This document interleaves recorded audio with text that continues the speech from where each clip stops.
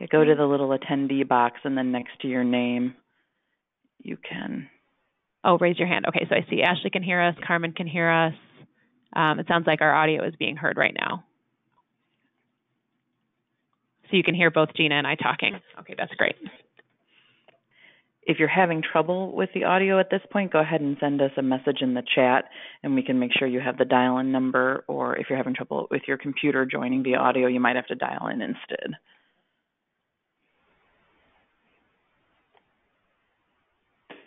We have a pretty good crowd already. We already have 30 that have joined us. So I'm going to go ahead. It sounded like you started the recording, Leah, so I'm going to go ahead and start the meeting so we can start on time since we have a lot of content on our agenda today. So hopefully everyone received, and you should see them too in the panel there. You should see the handouts, and you can download them from there if you haven't had a chance to open them via email. But you should see that the first thing we're going to take a look at is the agenda for this morning's meeting. I'm going to double check to see whether or not you're showing this, right, Leah? Okay, I'm going to change the presenter back to myself, and then I'm going to show my screen. Okay. Okay. So that everybody can see the agenda. Okay. There we go. Okay. I can do that too. Sorry. I didn't know that we had to toggle between the two of us to do it. So if you want to throw it back to me, I'll do that too. Oh, I'm good. I'll let you do the talking, and I'll just show the pictures. Okay.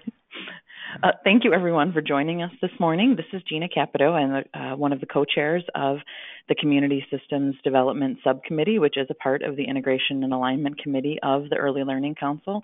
You should see on your screen, or as I mentioned, you can open it from the email notice for the meeting. You can open the agenda just to take a look at what we're going to be covering today.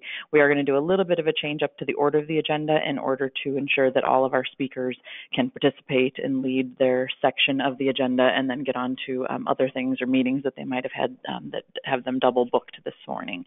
So before we jump into content, we do want to go around and capture everyone that is joining us on today's meeting. And then we are going to have a little bit of an introduction from Shauna Ajay and Karen Berman, who are the co-chairs of the Integration and Alignment Committee, to talk a little bit about the seating of Community Systems Development Subcommittee within their broader committee, and then also talk about a co-chair transition. As many of you probably remember, Edna, who co-chaired with me for about a year, had her last meeting with us in October before she moved on to a position with Chicago Public Schools. And so then we've had some new co-chair movement, and we want to introduce you to the new co-chairs. And I think that Karen Berman is on, right? So I can turn it over to Karen to give us a little bit of context about the housing of this subcommittee within the larger Integration and Alignment Committee. And we'll share the handout related to that, Karen, while you're doing a little introduction. Oh, though actually, let's do introductions to everybody that's on the line. Sorry, everyone. That was really the first thing I meant to do.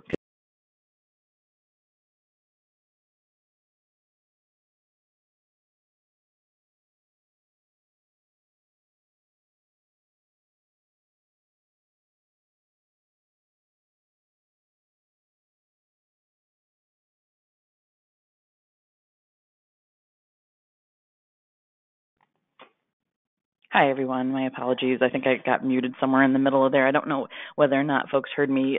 Apologize for not allowing everyone to introduce themselves, which was really my very first intention with the welcome, was also introductions by everyone that is joining us this morning. So if you could do your name and the organization that you're with, that would be great. And we've got 31 people on the phone, so it's going to take a couple minutes to do intros. Okay, and I'm going to try to unmute everybody. I think that's what happens. So I'm going to unmute people. Okay, thank you. Okay. Hi, Mary Haley and Chuck Wortman with the Addison Early Childhood Collaboron.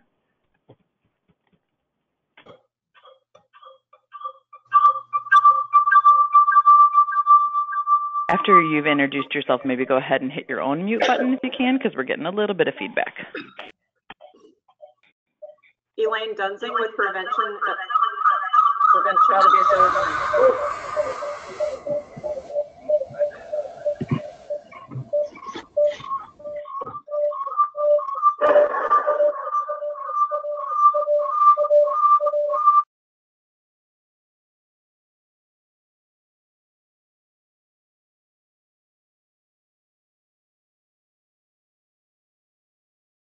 Okay, so continue on with the introductions. We just had a lot of feedback there with it sounded like one of the lines, so let's keep trying.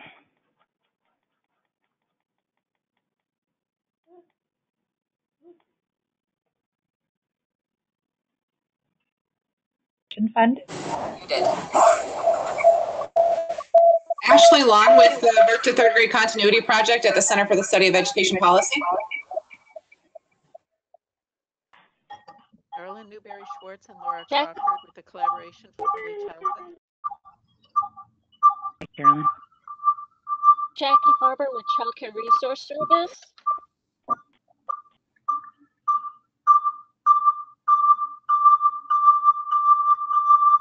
Oh, I apologize, everyone. It sounds like we're all having feedback when maybe it's all folks joining via computer audio. Oh, and I can hear myself. Awesome.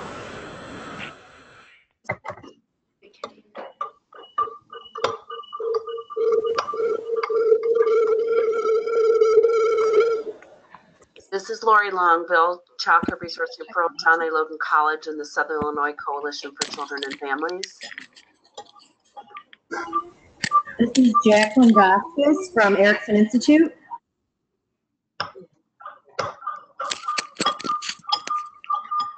This is Maureen Solers, All Our Kids Early Childhood Network in McLean County. Laura Crawford and Carolyn Newberry-Schwartz from the Collaboration for Early Childhood. Rebecca Ziang from AOK Network.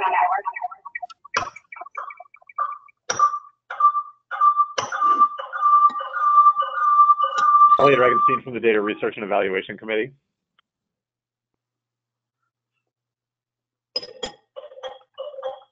Rose Gallagher from the OWL.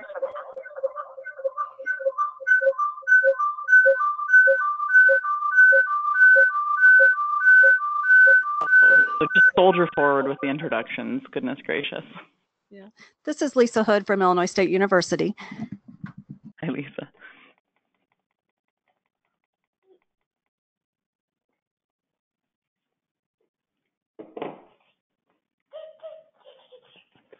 Penny Smith, Illinois State Board of Education.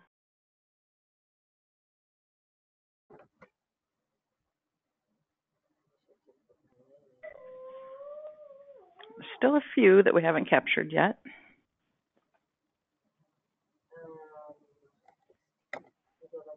Hi, this is Anna Maria Cole from the Department of Human Services.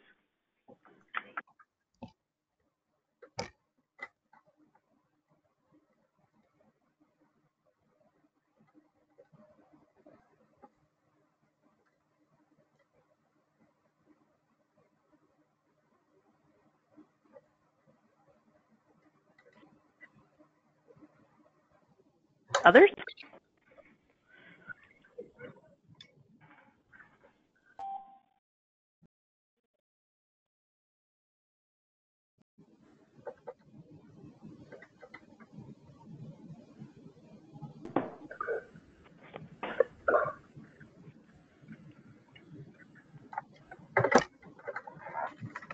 Okay, so for all the folks that have not introduced themselves yet, how about before later in the meeting, if there's moments where you're going to engage in the discussion, if you could just give your name and the organization you're with before you share, that would be helpful, since I know there's a lot of folks that have not introduced themselves that are joining us. We've got about 37 attendees on the phone compared to the group that has introduced themselves. And I understand maybe you're having feedback yourself, so you're going to hold off on introducing. So we'll go ahead and move forward.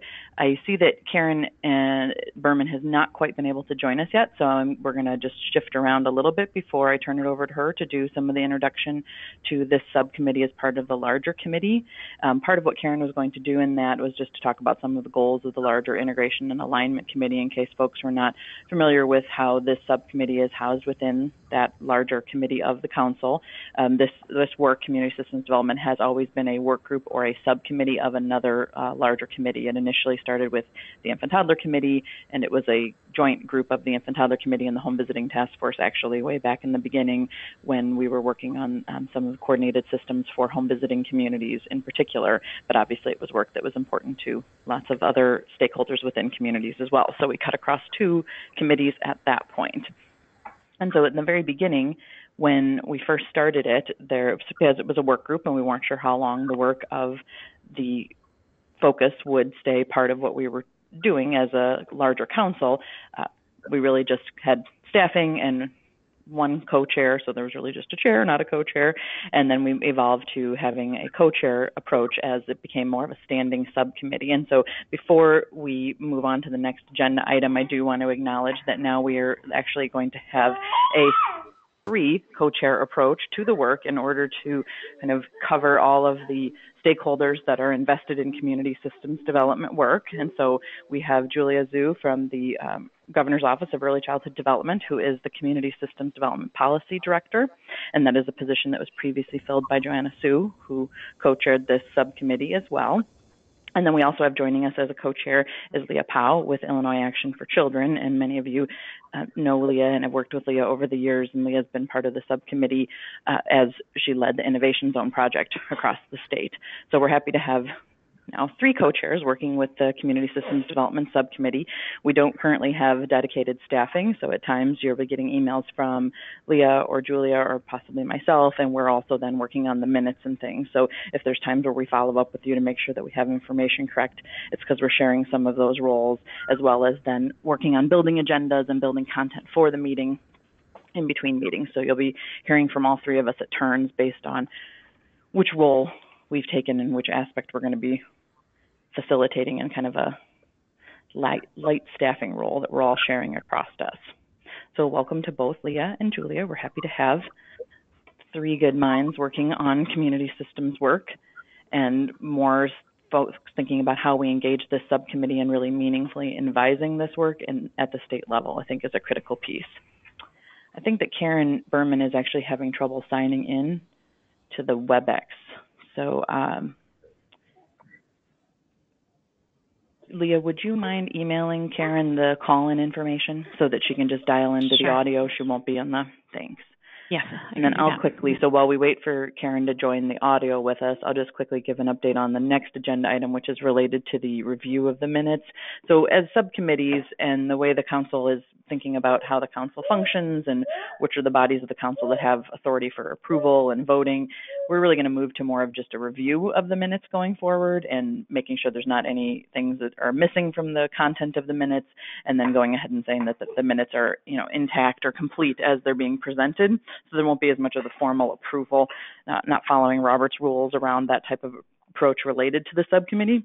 I will admit that as part of our transition and the way we have left things from the October meeting, that I do not have a meeting summary for you from the October meeting. As we hit different agenda items, I will highlight some of the things. In fact, the first thing that we're going to talk about related to the Data Research and Evaluation Committee is something that came out of our last meeting. We had a discussion at the meeting about the DRE work group and some of its focus and how it intersects with community systems development, and it became clear that it was important that we do a little bit of a refresher, because many of you have been doing community systems development subcommittee work for years.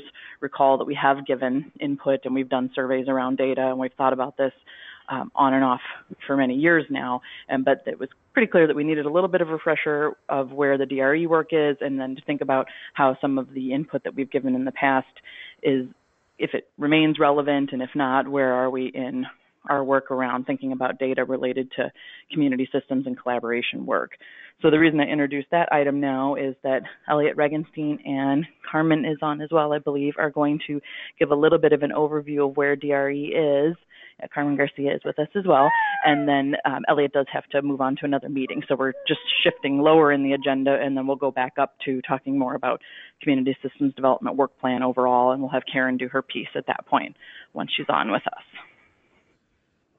So Elliot, if you are off mute, Elliot and Carmen, I'm going to turn it over to you. Thanks, and I'm actually Carmen's going to lead you through this discussion, and I apologize that I do have a hard stop at 11, but look forward to getting as far as we can in this discussion of a recommendation that DRE is putting together where we very much wanted to get this subcommittee's input.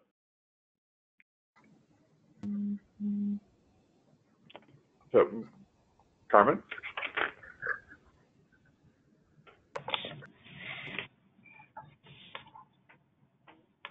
All right.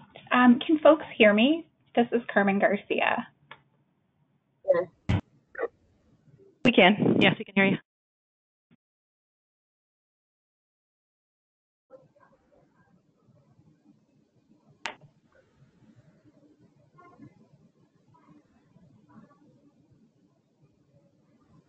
Not sure. Okay, there you go. Okay, I'm like, it looks like my computer was making some great. Had a moment. Wonderful. Thank you, everyone.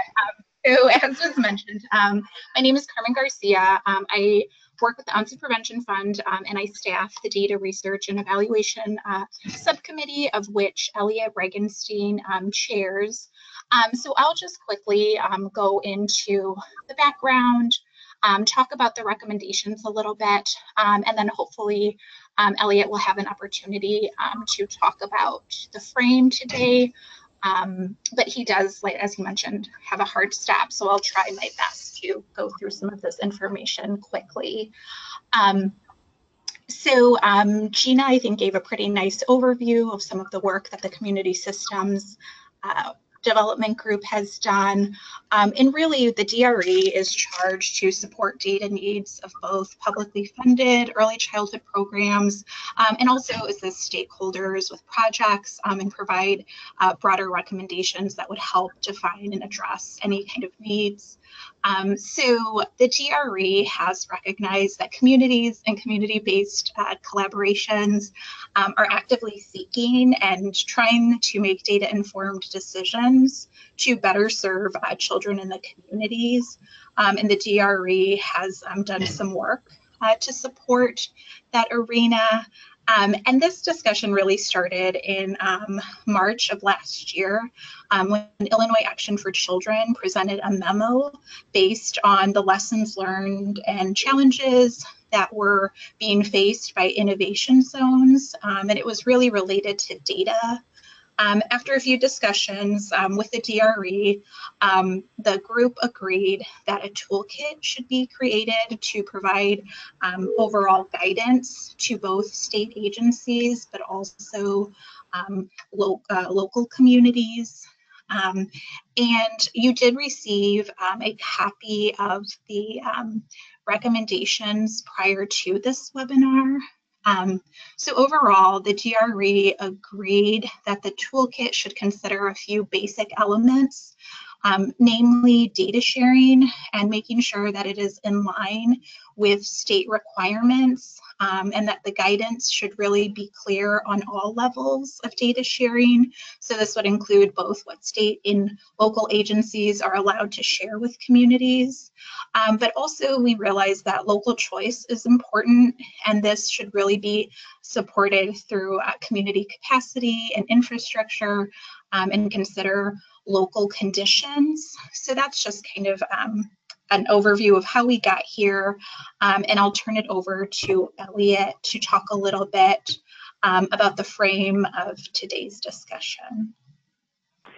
So thanks, Carmen. And I think, and I appreciate that great overview. I think important to emphasize that one of the things we're really looking at is, given how important data use at the community level is, how do we make sure that communities have the maximum opportunity to leverage what the state's already doing, and not have to sort of build their own capacity for things that the state can provide, but also be thoughtful about the fact that there are many kinds of capacities the state's not going to provide, and how can we support communities to have that.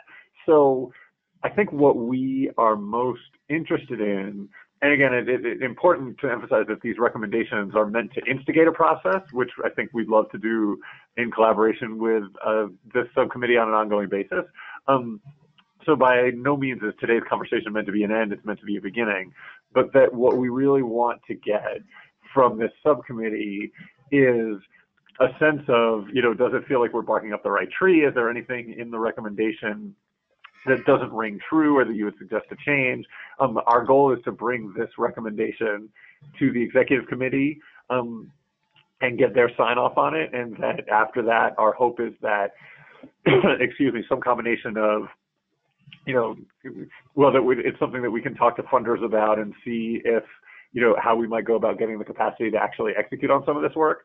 But before doing that, very much wanted to hear your feedback about the direction we're going and any thoughts that you might want to add. So I will stop there, and if folks have comments, we would love to hear them.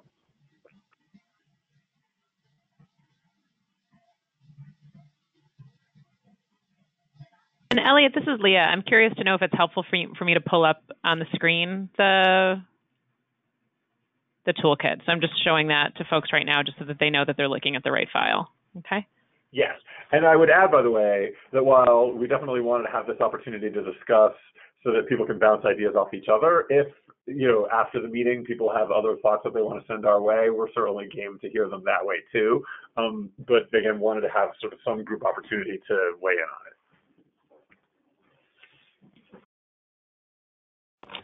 Hi, everyone. I'm so sorry for our delay, but Sandy De Leon and Karen Berman are on the line now. Great. Hi, Karen and Sandy. And I guess I just want to add for the technology. So if people want to comment on the recommendations when you raise your hand, then I can unmute you. And I think that will help us with the feedback. So when folks get the audio through their computer, I think sometimes that creates a feedback off that sort of echoey sound. So Laura Crawford, you have your hand raised. I'm going to unmute you right now. Go ahead.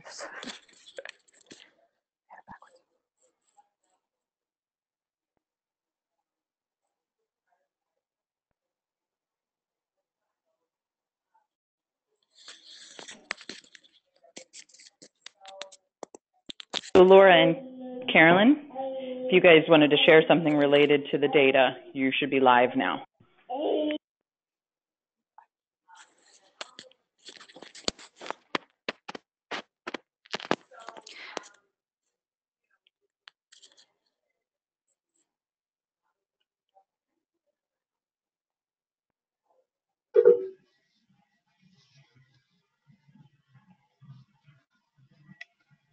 Okay, I see another hand. So Loretta, I'm going to try to unmute you right now as well.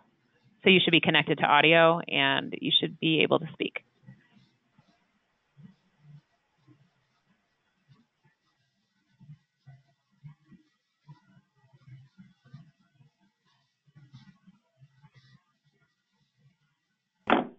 Hello?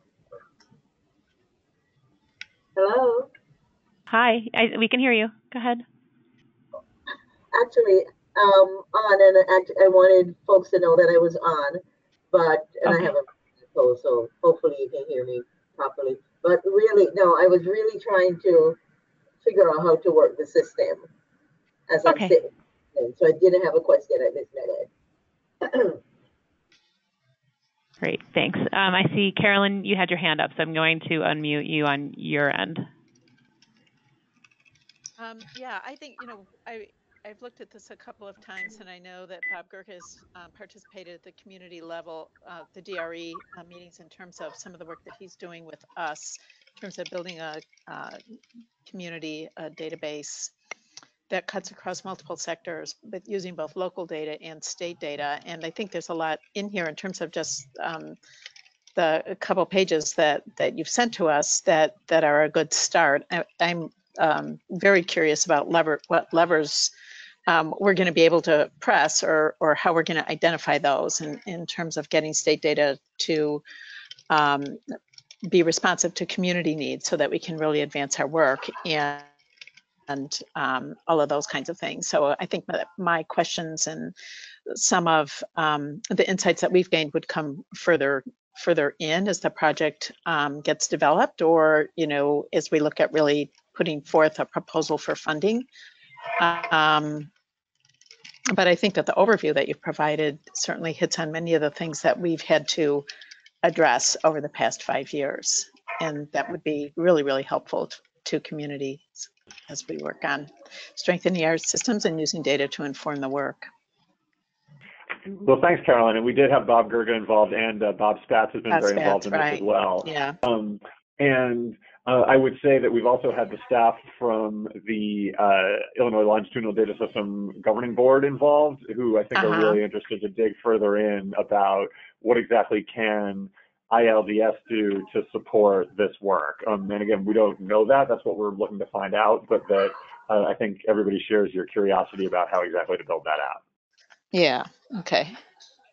Well, and hopefully you guys will talk with us a little bit more, because we've got some pretty involved data connections between the broad sector community data collection that's happening here, and then what Chapin Hall has been able to link to that data and what we're able to begin to see. And that work has just really happened in the last year, when Chapin Hall finally received some permissions to use the state data, administrative data sets that they have to link them to Oak Park kids. And so it's been kind of magical to watch some of that unfold. No, absolutely. That's one of the major intentions, is to get some expert capacity that can work with, obviously, the Oak Park Collab, but then other local collaborations that have gone through this work to varying degrees, to learn more about what it is that would be most useful to them.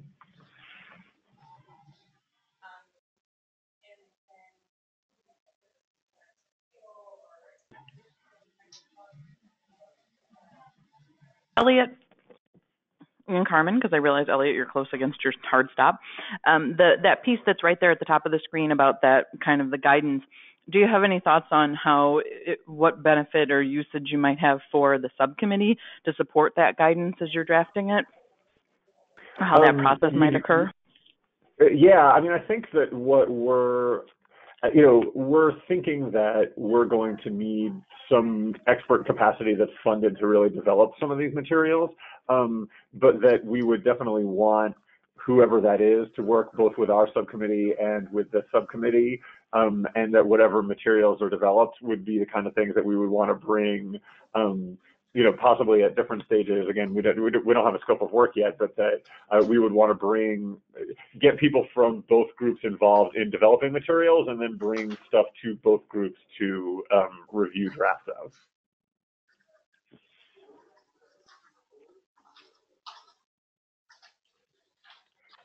And I do apologize, because I am just up against my stop. If there's more to be discussed, Carmen can certainly fill that in. But I certainly appreciate. It seems what I'm hearing in your voice, and what I definitely heard in Caroline's, is sort of an interest in this, and an interest in being part of it going forward.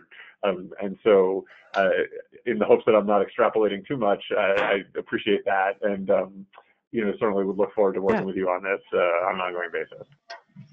Yeah, and in particular, it's really interesting to hear about that idea of bringing in some expert support for the creation of the materials. I think the subcommittee members would benefit from some conversation with a data expert too, teasing out what it is that they need when they think about their data for places that aren't as far along, say, as Oak Park.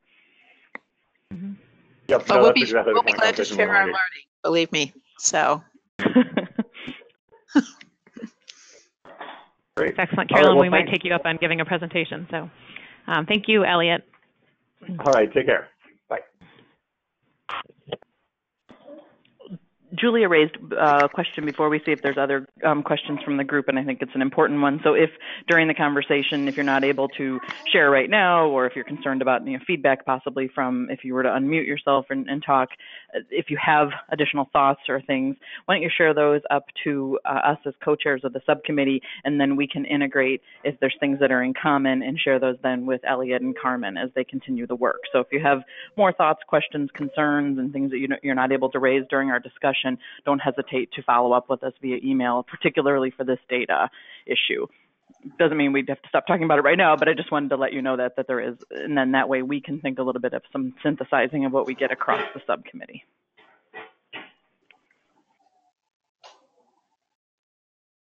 And Sandy, I see your hand is raised.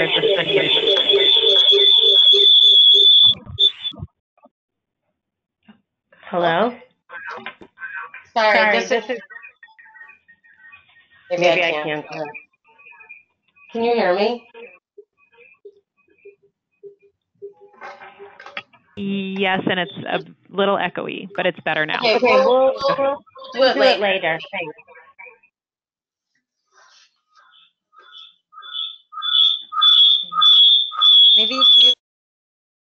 I think what we've learned from this is that when people use the computer audio, so just check that. Maybe Gina can speak to that, but I think it's when I unmute you and it's your computer audio, maybe something needs to be lowered on the volume on your computer so it doesn't create that echo sound. Are we back, not echoing? Oh, that's great. Yeah, you sound wonderful. Sorry. So, and I realized as we were raising our hand, you were trying to wrap up the data portion, so that's fine. I was just trying to. Not at all. Go ahead. I think when I'm reading the document, I'm having a little trouble parsing out how much of this is the kind of stuff that Carolyn and Elliot were just talking about really having the breakthroughs that we need in the state systems and the way data is shared versus the more narrative guidance that may or may not be of value to community systems on what currently exists. So I just want to make sure that if this is moving forward, I think we need to just be really clear on what it is that we're asking to have produced and to what end.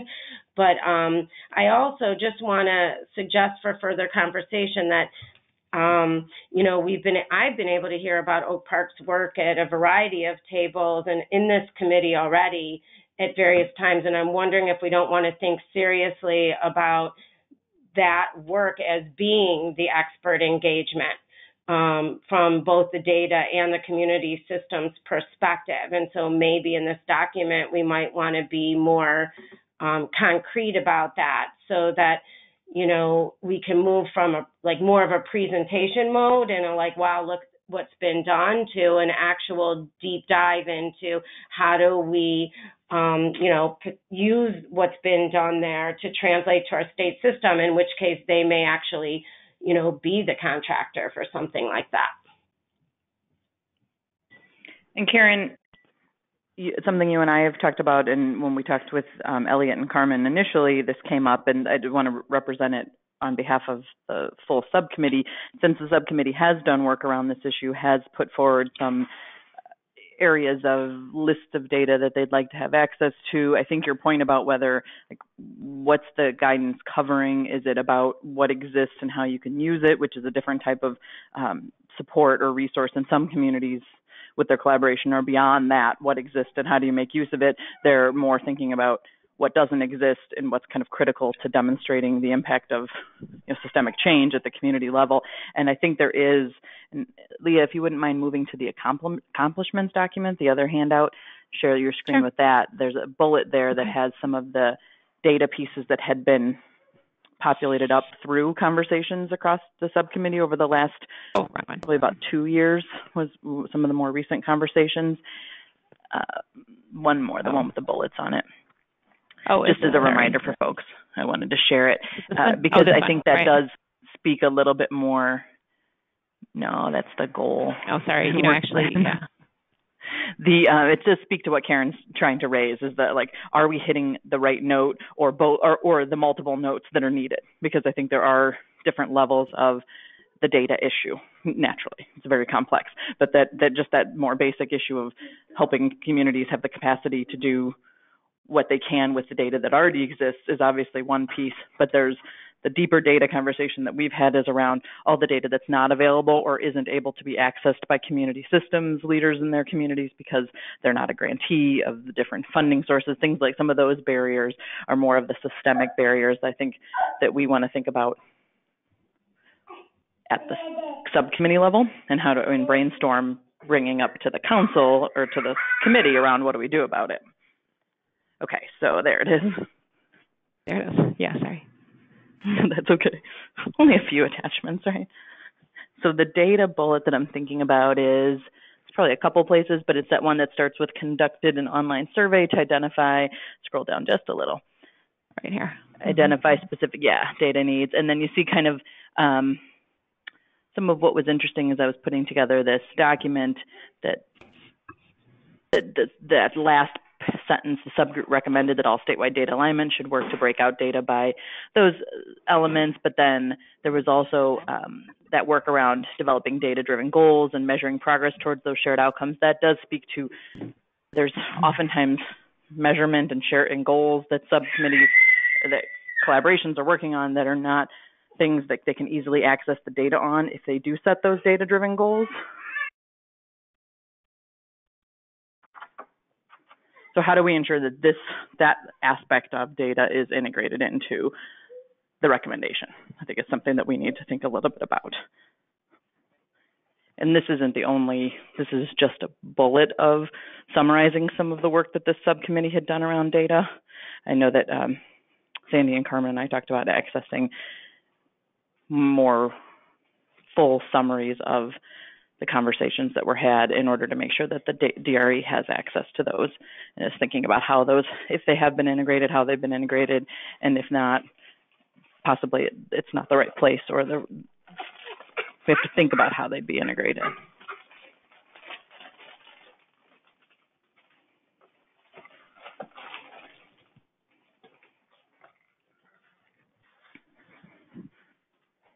Does that speak a little more to your initial concern, Karen?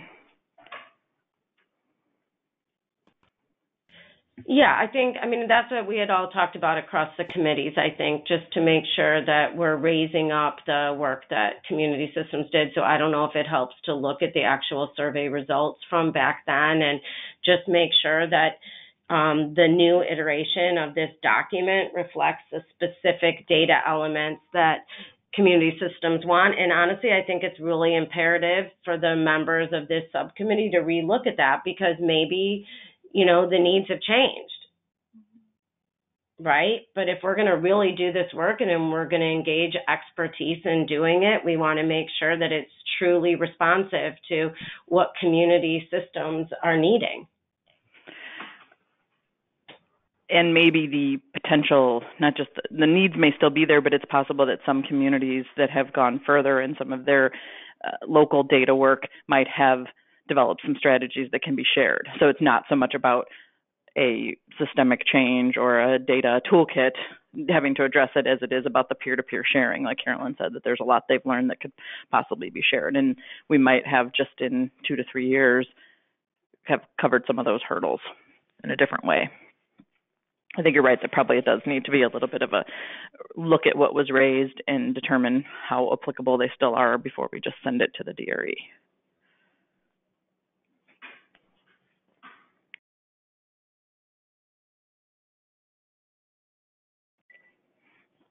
From the communities on the phone and the other stakeholders, any other thoughts? I see Chris Foster has her hand raised, and then Carolyn, I'm going to unmute you as well. So Chris is unmuted, and then Carolyn, if you want to talk as well. Great.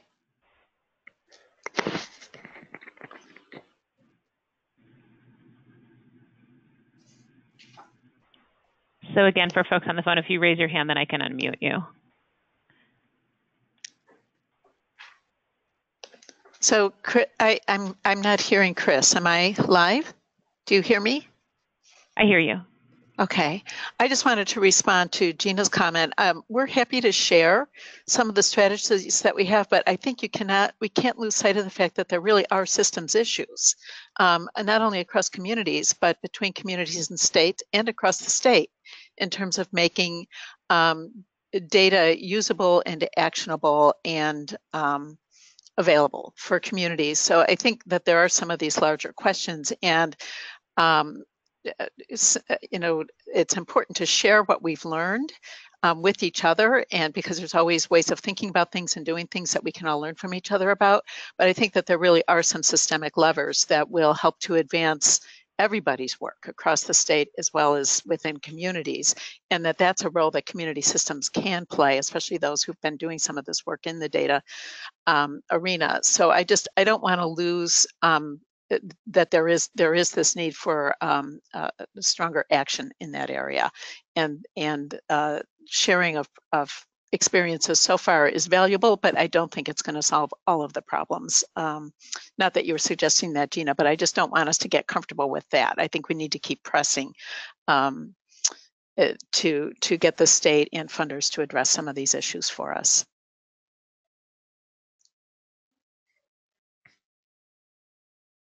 Did they hear that? We did. That was good. Thank you. Yeah.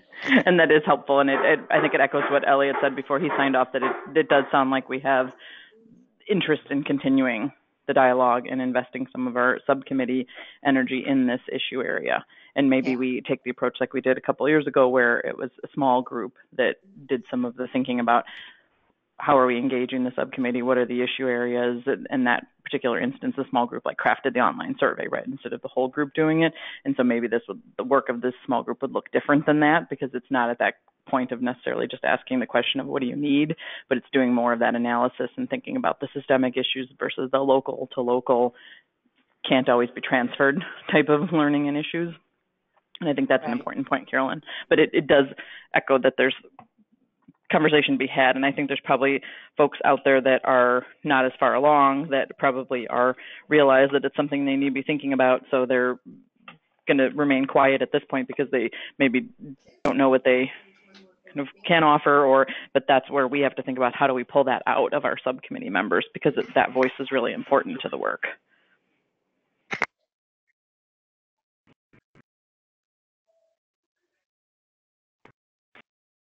Okay, great. Now, kind of looking at the agenda, do we want to have any more comments on this section, or should we move forward? Gina, what do you think? I was thinking if folks are feeling pretty comfortable at this point, we obviously are going to spend some more time on this, and it's going to become a recurring, probably one of our priority areas under our work plan. So I was thinking that probably now is a good time to wrap up. We know we have next steps that are needed, including thinking about who wants to be involved in some targeted small group work on it. So, and then folks can always, like we said, do email Leah, Julia, and I with any additional thoughts if you weren't able to share during the discussion, and we'll integrate those in to the next steps. So that would then take us back. We're going to go back up the agenda and have Karen Berman do a little overview of the Integration and Alignment Committee, which then would be that handout with the orange boxes.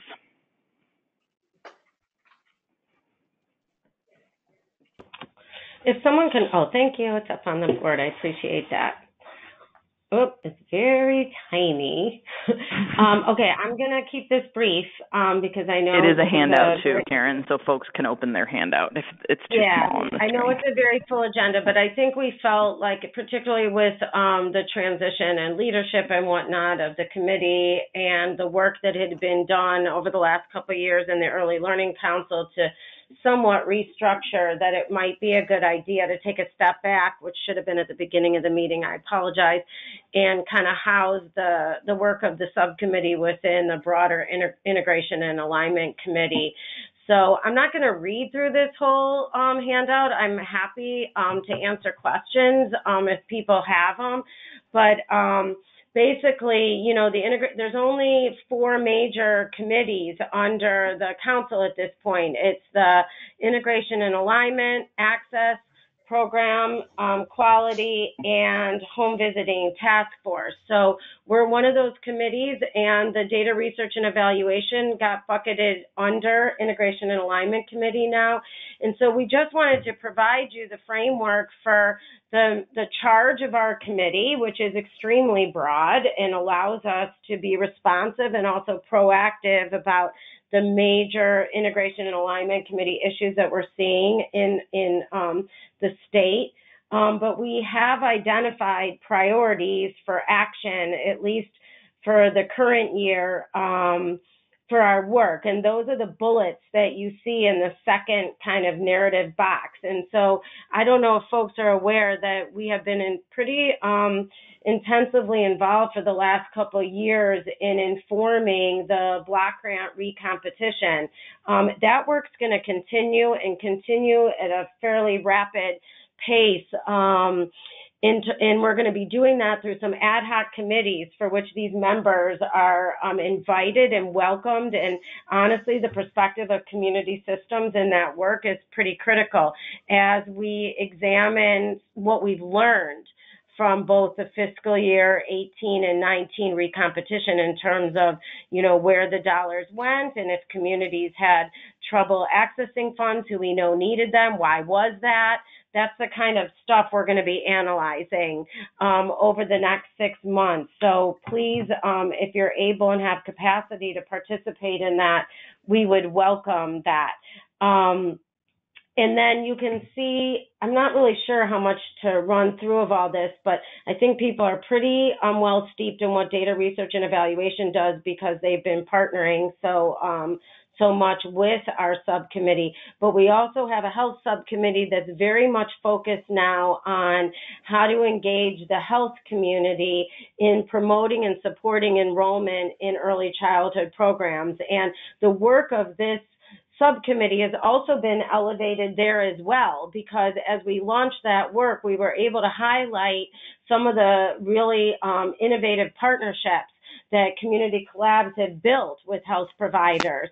But we're trying to really more embed that into the infrastructure of health. So what can we look at within managed care where they can build it into their quality indicators, build it into incentives for contracts, build it into the risk assessments that they do for families. And so hopefully that will further support all the groundwork that Community Collabs have to do to actually have those relationships. Nothing's going to take the place of those, but maybe if it's, more part of the health infrastructure, that will help facilitate that relationship building. So again, we want to make sure that, you guys, this committee is aware of that work and that we're leveraging this work in the health work. And then in the inclusion work, we've done a fair amount of work which is still ongoing as we wait for forms to be finalized, to get those the templates for the memorandums of understanding that have to be in place between early childhood providers and early intervention and LEAs around children with disabilities that I hope will support the work of Community Collabs. We're still waiting for the referral forms to be finalized to support statewide recognized forms for making referrals of children from early childhood programs for services from early intervention or from LEAs that would actually loop the early childhood programs into that referral and keep everybody engaged. We have a lot of work going on to try and get better data on where developmental screenings are done and to get to child level data. That's work being done in partnership with the Data Research and Evaluation Committee. And we're about to launch work that I know that a lot of community collaborations have been involved in to try and identify what the barriers are that our community-based programs experience in getting children 3 to 5 with IEPs supported in their community-based programs from their LEAs. And so at the last meeting, there was a decision to do some surveys of Head Start providers, of Preschool for All and Preschool for All expansion providers, and of LEAs. What does this look like for them? And how can we build out some better models and guidance for how this is done? And some of that work will be to elevate where some of those partnerships already exist around our state, where people have managed to figure this out. And I know that there's important linkages we need to make to the community systems work to try and identify where those partnerships are around our state. So that's sort of a broad landscape of the major priorities for the committee right now. And, hopefully that's helpful in trying to see this subcommittee as part of a bigger picture. But if people have questions about that, the one other thing I'll say is that the next, you're going to get an email shortly, probably from Sandy, because the next, at the next Early Learning Council meeting, they're asking us to relook at the priorities we've identified and relook at the metrics that they're aligned to. Those are the metrics that the state has set for our early childhood systems building work, about increasing the number of births to 3-year-olds in high quality programs, 3 to 5-year-olds in high quality programs, the number of priority population children in high quality programs. It was a metric, I think it still exists, for access to a high quality community collaboration as a metric of the success of our system, which I give much credit to Gina Capito for raising up in that work. And so we're going to be sending out an email to folks to say, hey, can you take a look at these priorities, take a look at the metrics? Do these resonate with you as a member of these committees, or do you have any suggestions on priorities we're missing or metrics that we should be linking? And so watch for that. If you have thoughts on that, we'll be incorporating that and bringing that back to the April Early Learning Council Executive Committee meeting. But if people have questions about what's the method in madness and why are we doing this, and either on this call or offline, we're constantly trying to figure out how to do this work better. Thanks, Karen. The time. Oh, go ahead. Oh, I'm sorry. This is Susan Conner. I just had a question. You had mentioned, and I had heard that the standardized referral form for early intervention was kind of under review or being edited. Where is that at? I know you said you were waiting on kind of final edits to it. So I literally just talked to Ann Freiberg about this yesterday. She had to make a few literally technical changes in how we're referencing things so it's consistent, because this is not to get into the weeds on this call, this is a shared document with Health and Family Services, right? Because that's where the form actually lives. And so she had emailed Sylvia Ripperton to say, just want to make sure this still is copacetic to you. There shouldn't really be a reason to take it back through legal. I think it's done. Ann's going to do one more check just to make sure. And the one for school districts had already been approved thanks to Christy Doan through the State Board of Ed. So once that happens, people should watch for the goal was that we were going to do a webinar training. It was going to be done by, at the time, somebody from OECD who's part of Accelerate, because these are requirements under Accelerate, if people remember.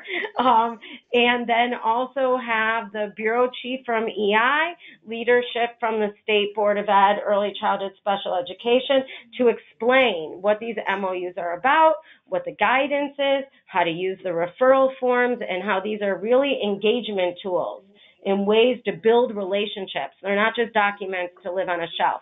And so that webinar was kind of ready to go, and we're just waiting on the forms. Okay, that's super helpful. And the reason that I ask is because from a professional, that was my next question. How are people going to know where to access the forms? From a PD perspective in EI, we have had a module up on our website for many years with the kind of original standardized referral form. And so I will want to go ahead and take that down once the new form is finalized and once this webinar is up. So. Well, now that you're saying that, though, after, outside of this call, I should make sure that we're accessing that module, because maybe it would be helpful. I'm sure there's things in it that would be helpful for what Ann would share on this webinar, even if the form, the messaging is probably similar, even if the form has been improved. Yeah, that's fine. Email me. I'll have to look at, it's been up for a while, so I haven't, reviewed it in a really long time, but yeah, I'm happy to share whatever. Beautiful. Thanks.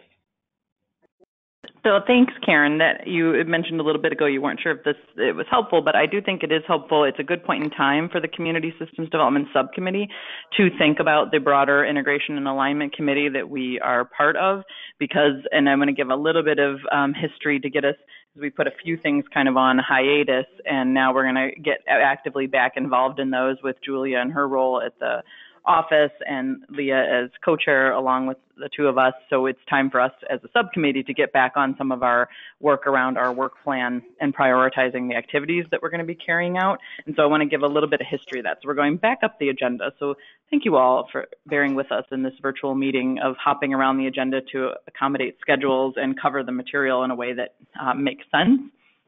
So what I wanted to do pretty quickly here to stay on time and have some of our other special guests be able to engage in rich discussion is just talk about where we are with our work plan. So what you saw on the screen that Karen just shared were two goals for the Community Systems Development Subcommittee.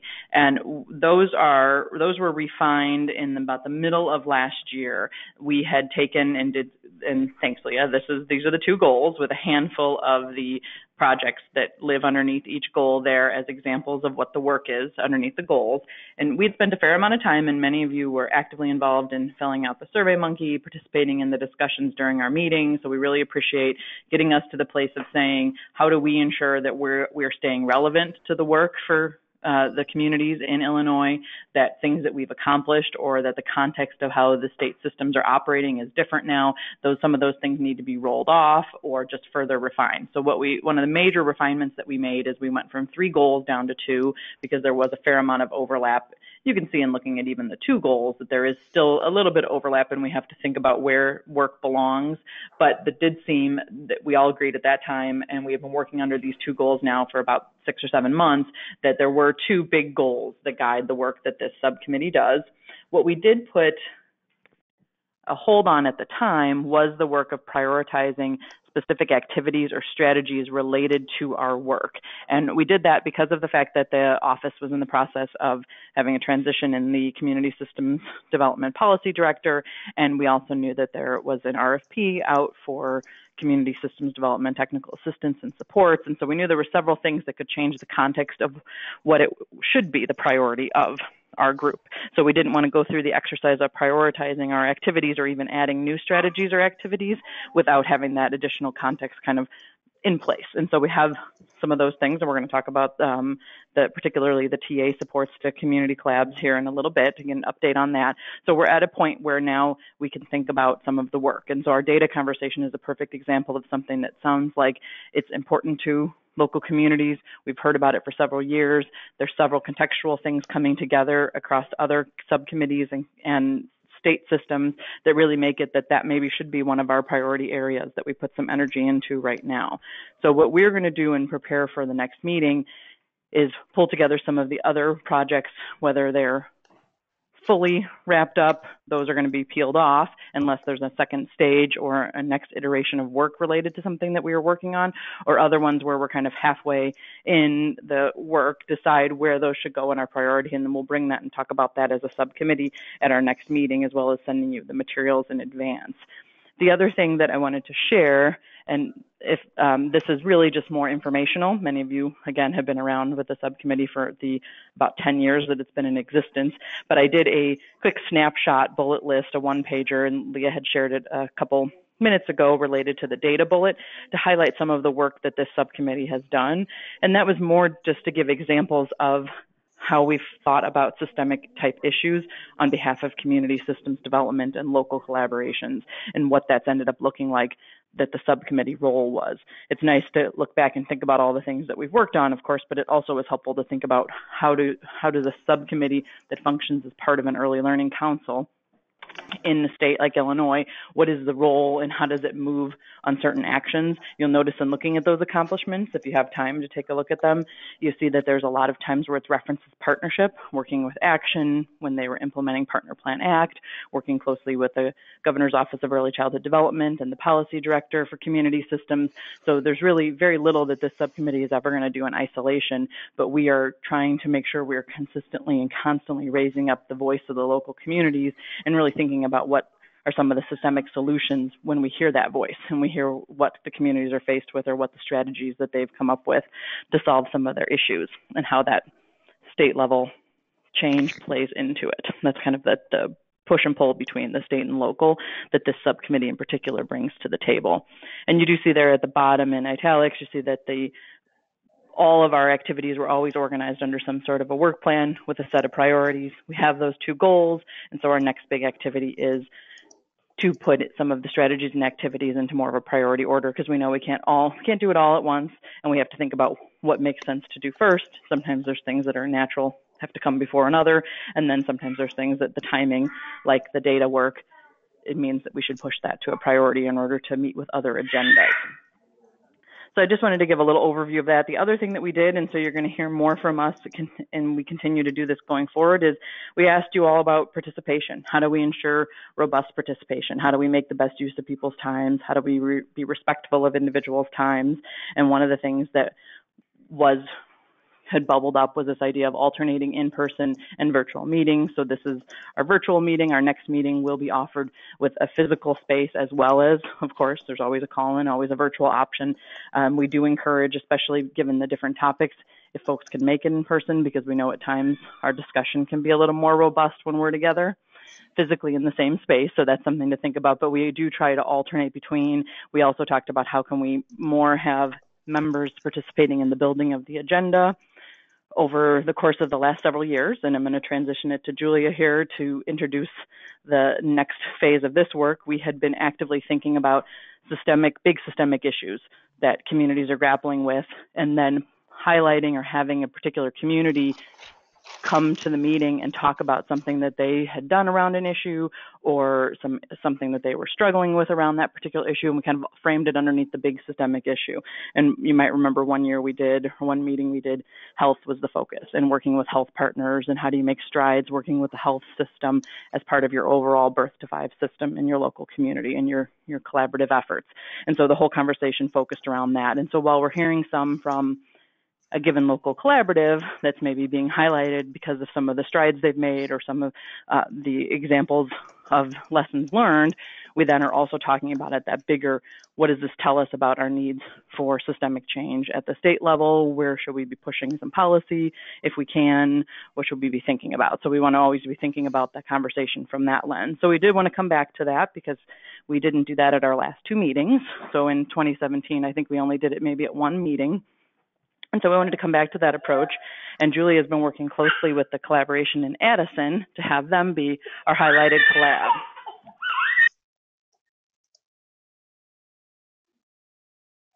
Okay, so Julia and Mary, we'd like to turn it over to you to set up for our next conversation on the shared learning to advance the community systems practice. Julie, do you want to test your voice, and Mary and Chuck as well? Hi, everyone. This is Julia Zhu from the Governor's Office of Early Childhood Development. I just wanted to very quickly introduce Mary Haley and Chuck Wortman from the Addison Early Childhood Collaborative, though it does seem like they don't need much of an introduction. Mary very generously offered at our last meeting to share some of the work that they've been doing, and so I'm just going to turn it over to you, Mary and Chuck. Sounds good, Julia. Thanks very much. Just so I don't know if everybody knows Chuck, but Chuck is the Assistant Superintendent of Administrative Services in Addison School District 4. Good morning. Good morning, everyone. Just wanted to mention too, Leah, you're going to go ahead and advance the slides for us, right? That's right. Okay, sounds good. And Leah, can you hear me okay? You sound great. Yep. Okay, cool. Thank you very much. Thanks for asking us to share an update of the work that we've been doing on our data integration. If you want to go ahead to the next slide, we're going to discuss data collection, analysis, and reporting system that we're developing that is for the Addison Early Learning Center. And then, Leah, you want to go ahead to the next slide? And also for the Addison Children's Center. So we're going to give you guys a high-level story of the work that we've been doing and how and why we're going about this in the way that we are. Next slide, please, Leah. Just to give you some context, the partners in this work are Addison School District 4 and Metropolitan Family Services. And we made the decision to integrate our data really because of the longstanding relationship that ASD4 and Metropolitan Family Services has had. So that was one of the key drivers, the fact that we work together so well.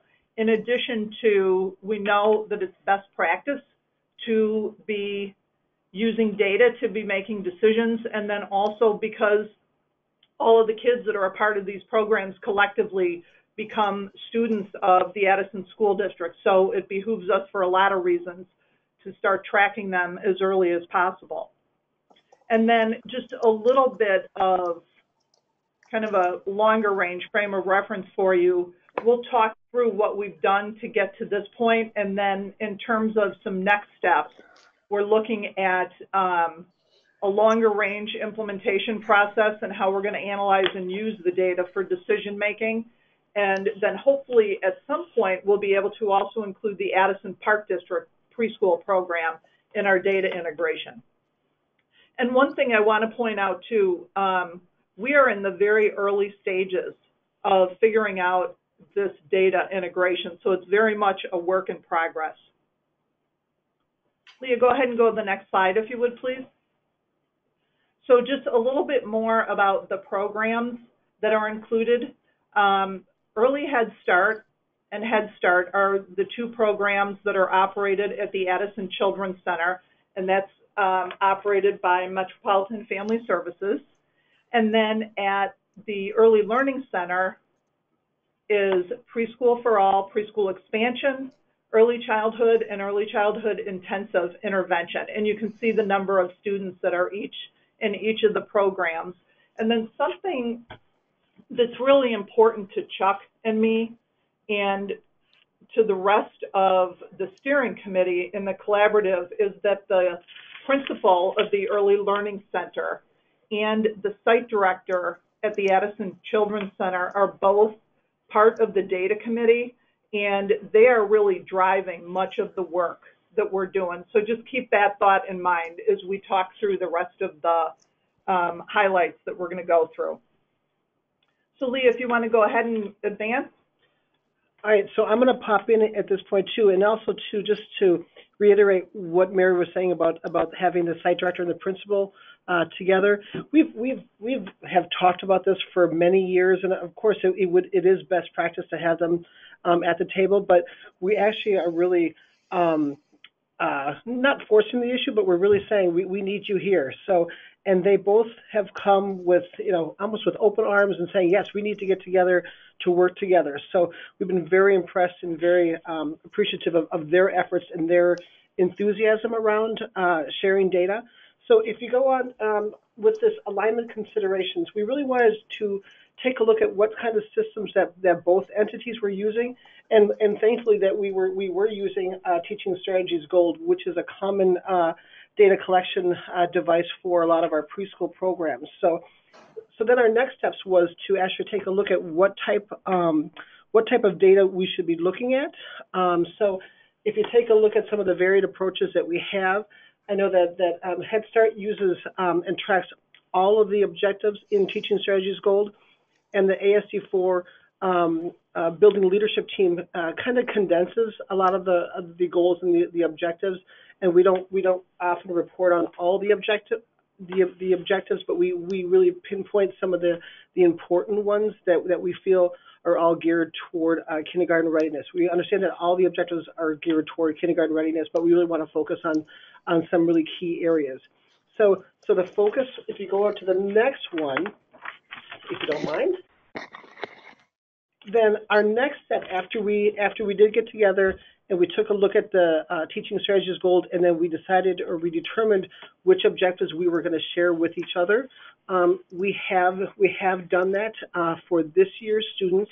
So both the site director and also the principal at the Early Learning Center, they are all comparing data 3 times per year using Teaching Strategies Gold on a set key objectives, so that we're all looking at the data. We're all looking at it in the same way, and we're using the same kind of data points. But I'm going to go point, and then what we've done as a next step, is that we've used the kids' data from the state to look at how our students from the previous year have performed. So some of the challenges that we've been going through between Metropolitan and the district is just really truly understanding the whole kids framework. Last year we did have a couple sample classrooms in our district that did pilot the kids, but this year all of our students, all of our teachers are doing kids assessments. So what we did is that we looked at all the students who have had prior experience, either at the Head Start or in our preschool programs, and we're looking at that data as well to see how our kids who have performed in those programs, how they're doing at the kindergarten level.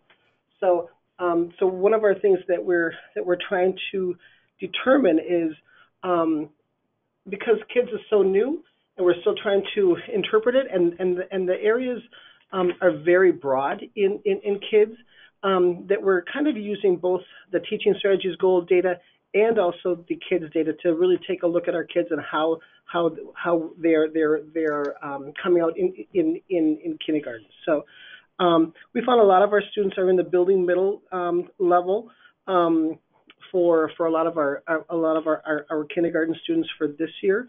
We did also find that using teaching strategies goal data gives our teachers and it gives our project director and principal a little bit more concrete and more specific data. And then also we are finding out that a lot of our students in our whole day program are doing slightly better, obviously, than are scoring higher on kids compared to our students that were in the half day program.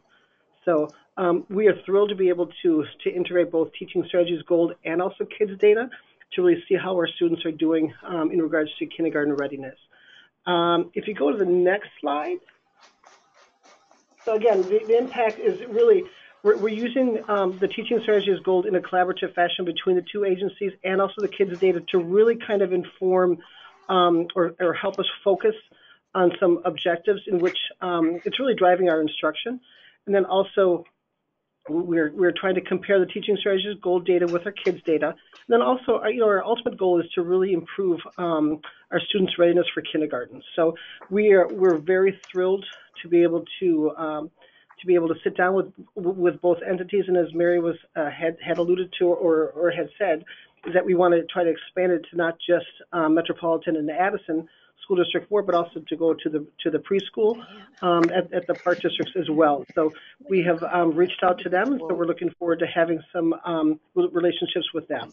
The real end product, other than kindergarten readiness for our kids, is that we put the two entities together to really focus on what our areas are going to be in regards to the objectives and the focus of our programs, so that we're all, as Mary said, they're all coming to us in kindergarten. So therefore, we want to align our two programs.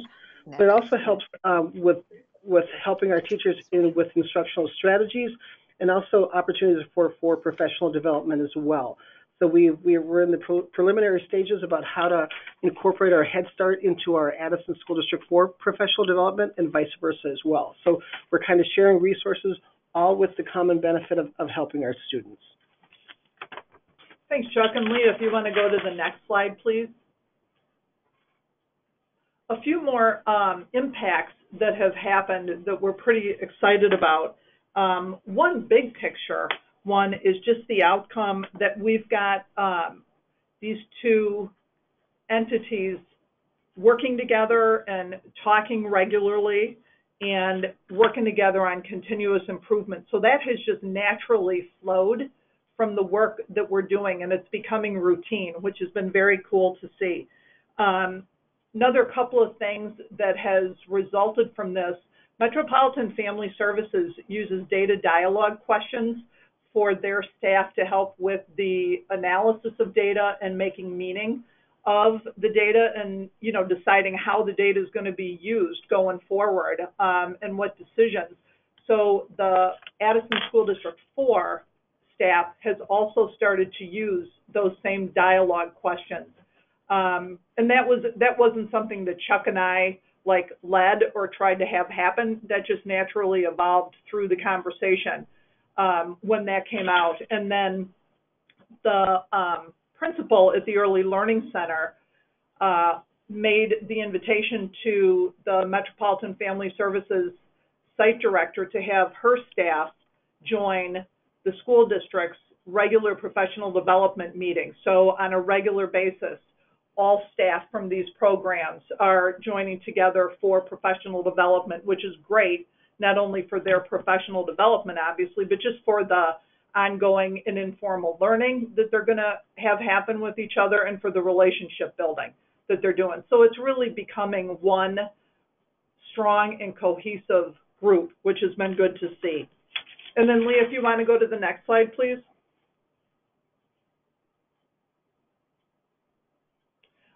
Lastly, we were asked to offer some recommendations, and I offer this again with the caveat that we are, this is a work in progress and we're in the early stages, so we're really learning as we go here. But a few things that we feel pretty strongly about is it's important for the program leaders to really be driving the process. And we've made that point before, but the principal at the Early Learning Center and the site supervisor at the Addison Children's Center have really, with little prompting from the data committee, and Chuck and me have really taken ownership of this because they saw the value of it immediately. So they have been leading the design of the process that we've gone through. They've defined the approach and the goals that we've built into this, and they're the ones who are defining the value of the end result. So we're not after some result that is theoretical. We're just really looking for the end result to be based on something that Trish and Aaron value in their work. And then lastly, we feel strongly that the program leaders have to want integrated data. They've genuinely got to be able to see the value of that, understand how it helps with continuous improvement, and how it helps them accomplish their big goals. So knowing that they were on board with this and wanting this to happen and prepared to own it, and then we've been really sensitive about the fact that we want this to be easy for them. We want the results of the work to be actionable data. We think all of those factors have helped us get to where we are now. And then just on the last slide, we included our contact information. This is kind of this can be a tough setting to try to have a conversation, and obviously Chuck and I are wide open to questions, but if anybody would rather have a follow-up Q&A offline, feel free to get in touch, and we'll be happy to jump on the phone or email if you've got any specific questions that we can help with in any way. But again, keep in mind this is a work in progress, so I'll make that offer for help with the caveat that we're learning as we go here. Chuck, anything else before we conclude? Nope. I think it's fantastic, and I think it's great that we have so much enthusiasm around this. Thank you, guys. Thanks again for tell our story. Yeah, well, so you're not going anywhere, right? So if there's any questions from membership or reflections on how other folks may be able to make this work, we appreciate you sharing the work that you've done, especially how it's integrated with state level data, like coming from the kids. And so those are really useful ideas for other communities. So we're going to open it up at this point and see if there are folks. Again, raise your hand, and then Leah will unmute you, and we will see if there's any additional dialogue that we can have about this work.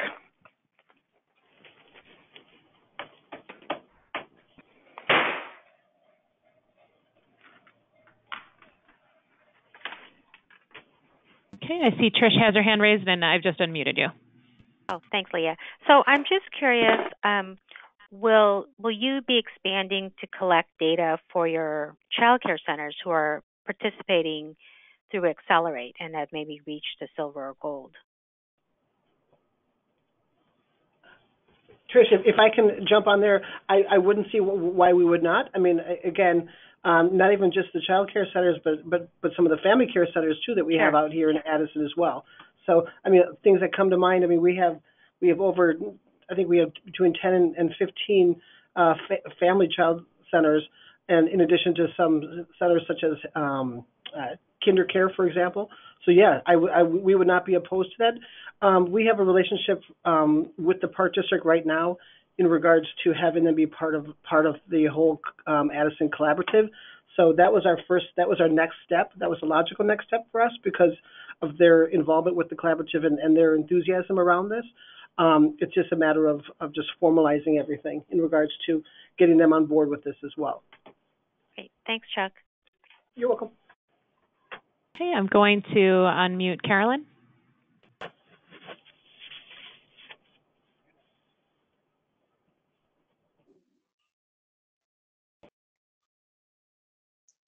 Hi, this is Carolyn. Thanks so much, Chuck and Mary. This is really, really great work and really exciting. I'm wondering if you could talk to us about how you worked with the goal.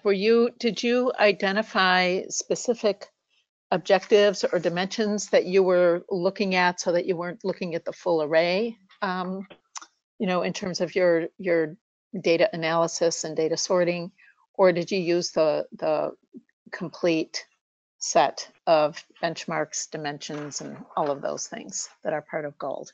In other words, I'm looking at, were there key ones that you identified that you looked at that also you made sure aligned with the kids? Yes, without a doubt. Yes, Okay.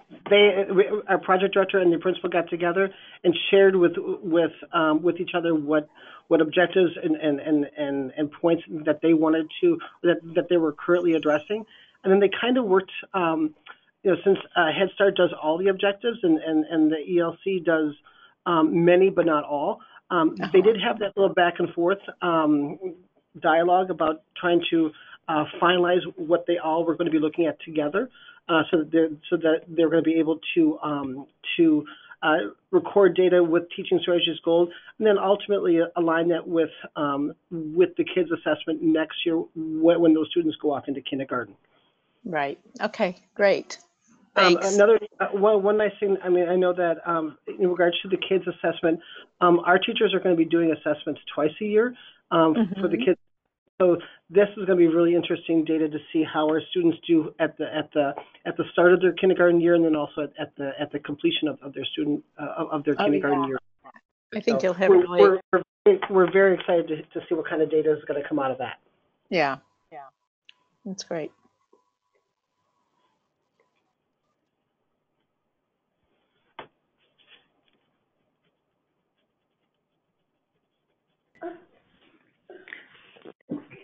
Any other questions or thoughts for Chuck and Mary?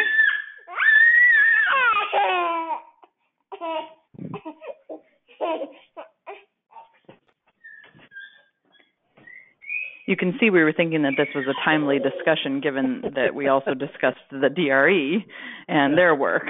So I think we'll be tapping into one of you to volunteer to be on our subgroup as we talk data. Sounds great.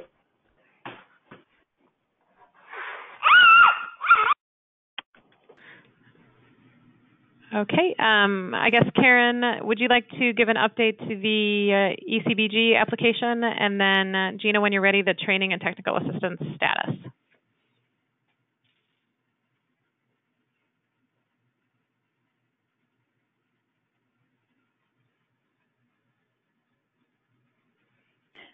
I'm not sure if we lost Karen Berman, but I can okay. I was saying I can just quickly do an overview of the team. I'm sorry, I wasn't. I'm happy to share what I know is happening. We were able to get an update from Lynn Burgett at the executive committee meeting this week. So my understanding is that sometime this week, if not already, that the awards for fiscal year 18 preschool for all expansion, I think it was called One Thing, next week? Next week. Sandy's correcting me, will be issued. And then I'm not sure what people don't know, because I think this information is going out pretty widely to people.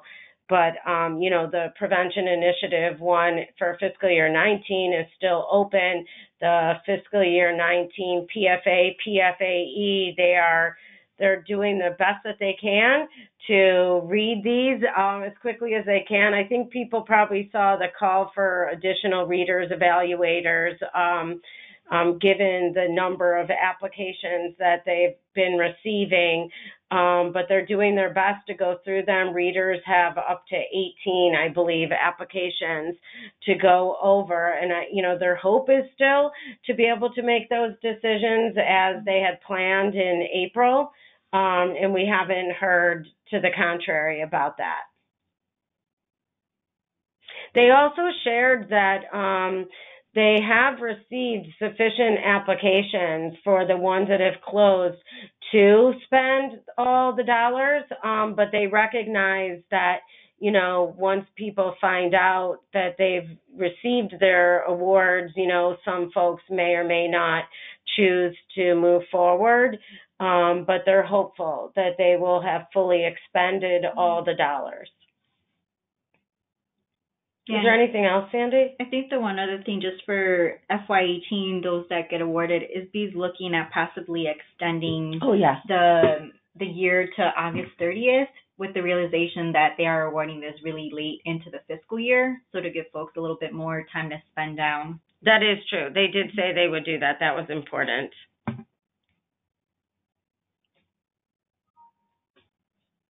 And if people have other questions or concerns that they want us to get answers to and back out to the subcommittee, we can try and do that.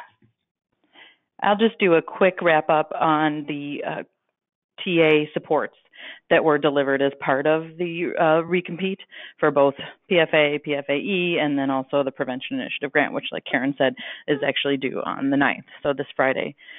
This group has talked a lot about, and in fact gave some feedback and information to guide the development of the TA supports and kind of the webinars and things that were crafted early on to make sure that folks had access to lots of different resources leading into the full recompete for the Early Childhood Block Grant. And then targeted technical assistance and more intensive support was delivered.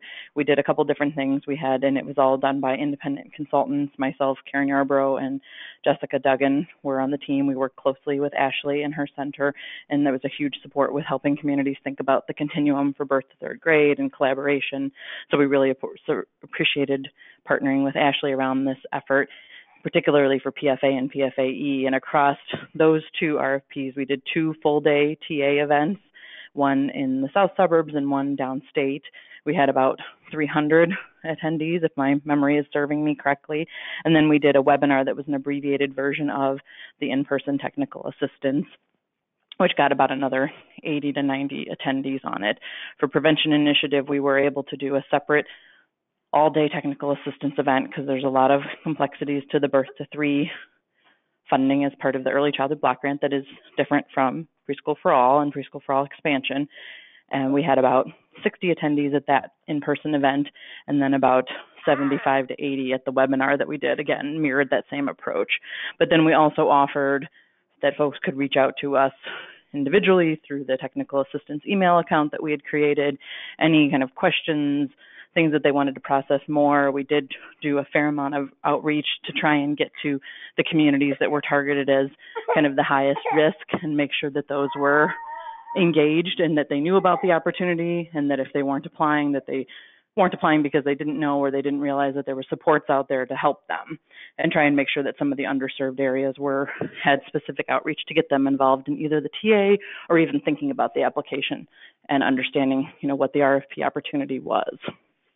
We've gotten a lot of feedback on that there was just the detail-oriented nature of completing RFPs like that was a benefit just to have folks to bounce questions off of and ask things as folks are strategizing and thinking about how to respond. We are going to be doing a little bit of additional thinking and then do a report with some recommendations that kind of wraps up some of what we learned through the technical assistance and the full recompete process.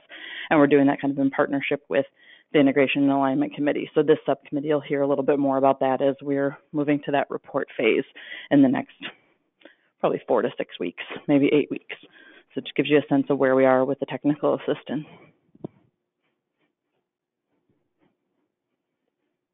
Any questions for either Karen or I before we turn it over to Leah to tell us more about the Community Systems Development TNTA grant?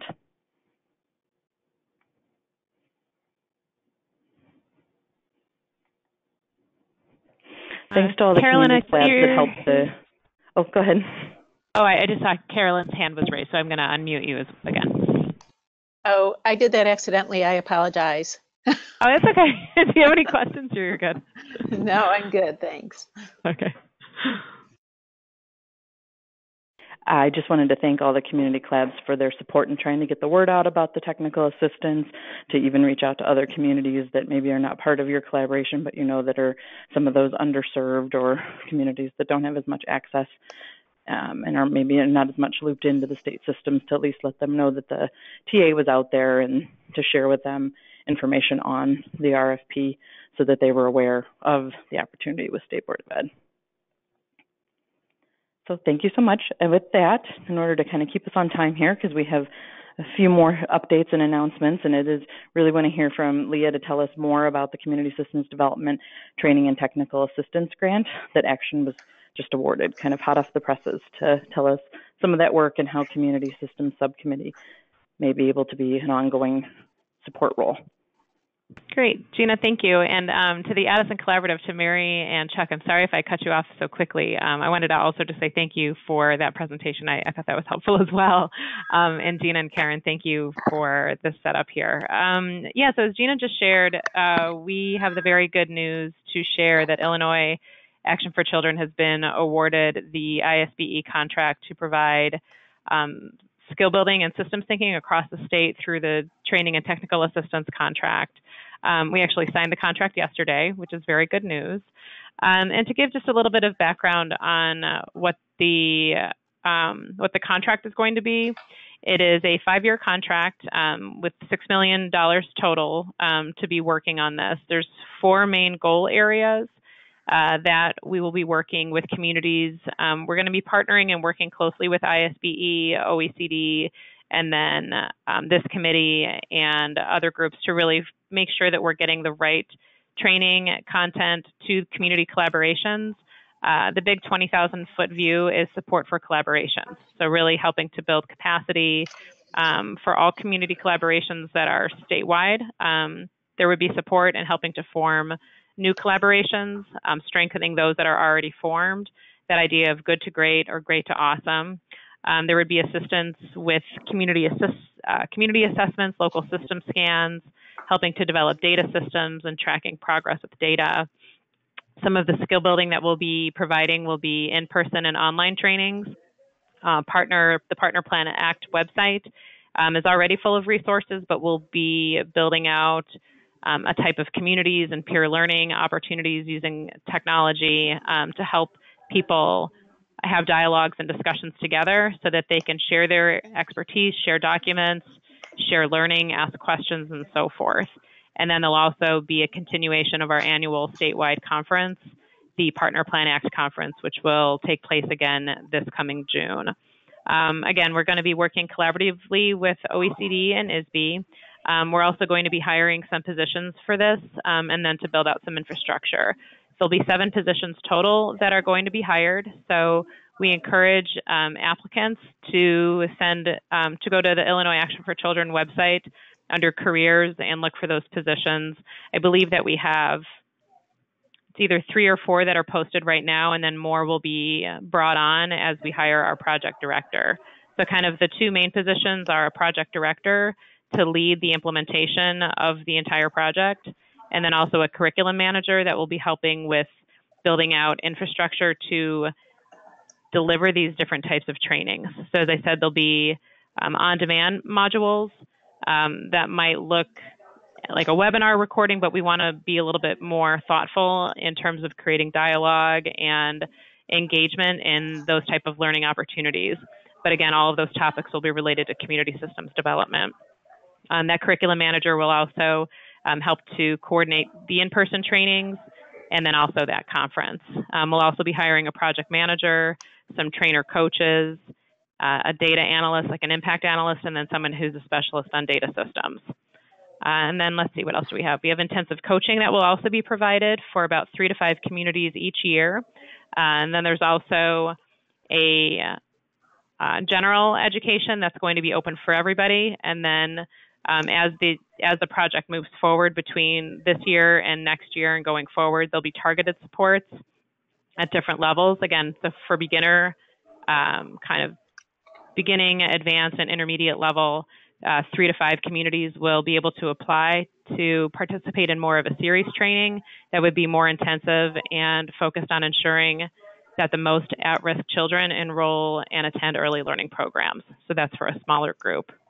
And then as we've talked about before, I think this is a great role for this committee, is that idea of the feedback loop. So taking what we're learning from the community and then advocating for what's needed for policy change at the state level, the federal level, if that comes up as well. Oh, and then we also have partnerships with INCRA, the Ounce of Prevention, and then a family and community engagement specialist as well. So I'm happy to take any questions. Leah, one question, and I don't think I missed it, but would you share, you mentioned 4 goals, I think it was. Could you share what those 4 goals are? I didn't share them. Sure, it's collaboration and coordination. So that would be collaboration with the state and then also with the state entities that are also providing community systems development work. So that would be coordinating with AOK networks, with INCRA, with the EI system, special education system, and so forth. There's a longer list, McVie, Healthy Start grantees, and so on. Also foundational supports to communities, so that's kind of that broad, on-demand, and then in-person trainings and the conference. And then targeted supports is the third goal, and that's that leveled training that focuses on enrollment. And then the fourth goal is around data and evaluation. So data systems to be built kind of both locally and within the project for CQI, really the listening and learning from the communities to make sure that whatever training and capacity building or coaching that's being provided is really reflective and representative of what the communities want and need, rather than what Illinois Action for Children might think that folks need. So surveys, feedback, evaluation on training to really make the content meaningful and useful for the communities themselves. And then the data and evaluation will also be for the policy and systems improvement and a long-term evaluation of the project itself.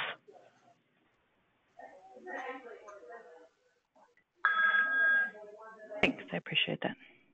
Okay, Trish, I'm unmuting you. Hello? Hi, Trish. Hi. Oh, hey, Leah. So I'm just curious, so as far as the foundational support, the trainings, is there a specific framework or frameworks that you guys are going to be using as part of that curriculum?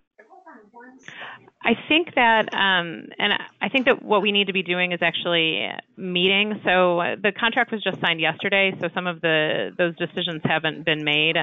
This is all going to be done in coordination with OECD, with ISB, and then with some, I think Ashley Long, maybe we haven't invited you yet, but for the ECCS, there's going to be a small team to kind of connect that birth to third grade work as well, to kind of give feedback and work in an advisory role.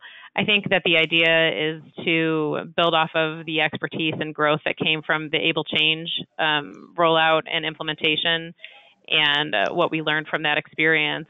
And is that the right framework? What did we learn from innovation zones or from the AOK framework or from some of the other systems work that's been out there that might be added as additional content? I think when we get to the targeted supports and that more of a institute, I think that's where the conversation will really need to be refined in terms of the specific framework. So if it is able, that's a decision that will be made as this project rolls out. All right, great, thank you. Mm-hmm. Leah, I see that there's a couple attendees that have questions next to them, not hand raised, but question. I can't see the question panel to see if maybe we already answered them in discussion, so maybe we should unmute folks. Like I see Ashley actually has a unanswered question next to her. Maybe if we just unmute her and she could ask her question. Oh, good. Okay, I didn't notice that. Let's see. Ashley, go ahead. Yeah, I'm not seeing the question panel, so I apologize, folks, if your questions are no longer timely. I'm just now noticing it, but I can't see them. I've been answering. My question actually was just from, I had a note earlier that I was still muted, but so I didn't have anything specific right now. It was from back all the way at the beginning. Thanks. Sorry.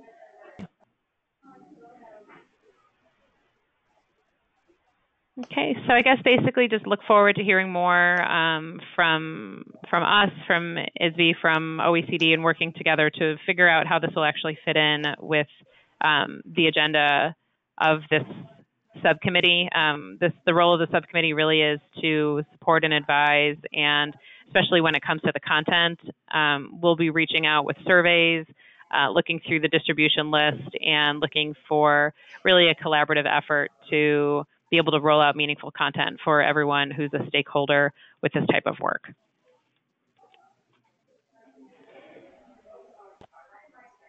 Great, thanks. Thank you. So next in the updates, we're going to get a little bit of an update on the feedback loop process from Julia next. Folks have been hearing about and giving input on the feedback loop process that came out of the innovation zones over the last several years. You might remember we spent several meetings on this last year, and do see that there's an ongoing role for community systems development, but we wanted to kind of understand where things were with the governor's office and, of course, with the CSD-TA, if it has an intersection with feedback. So we want Julia to give us a little update on that and understand that maybe there'll be more to come regarding the feedback loop.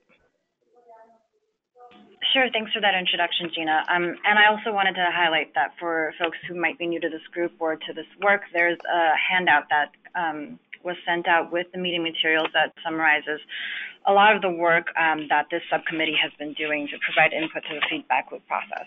I also wanted to give folks kind of a heads up about where we are thinking about how to actually implement the feedback loop process. As some of you may know, ISB, in partnership with OECD, has applied for supplemental funding under the Preschool Development and Preschool Expansion Grants.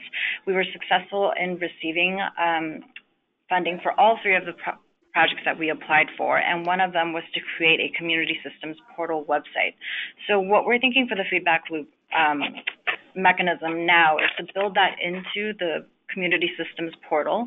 That portal is going to have some kind of high-level resources and descriptions of early childhood systems and services, but also we're thinking of putting in a discussion forum and a mechanism for the feedback loop, incorporating that into the portal.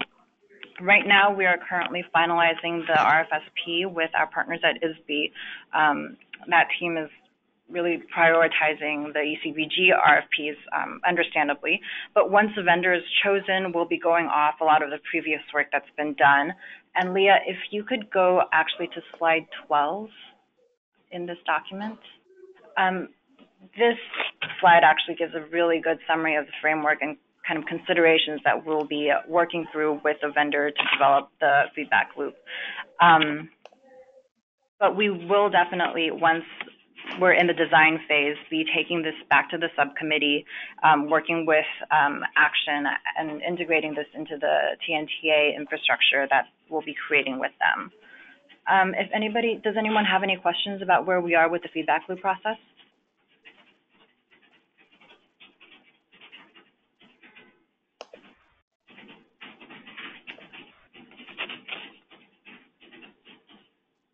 Leah, I'm going to have to throw it back to you because, like Gina, I also can't see whose hands are raised and whose aren't. I can see that, Trish, your hand is raised, so I've unmuted you as well. Oh, no, that was an accident. Sorry. Oh, okay. I apologize. Jump in. I have a question, though. Yeah, no thoughts have come to me yet. Okay. Okay, good. Thanks.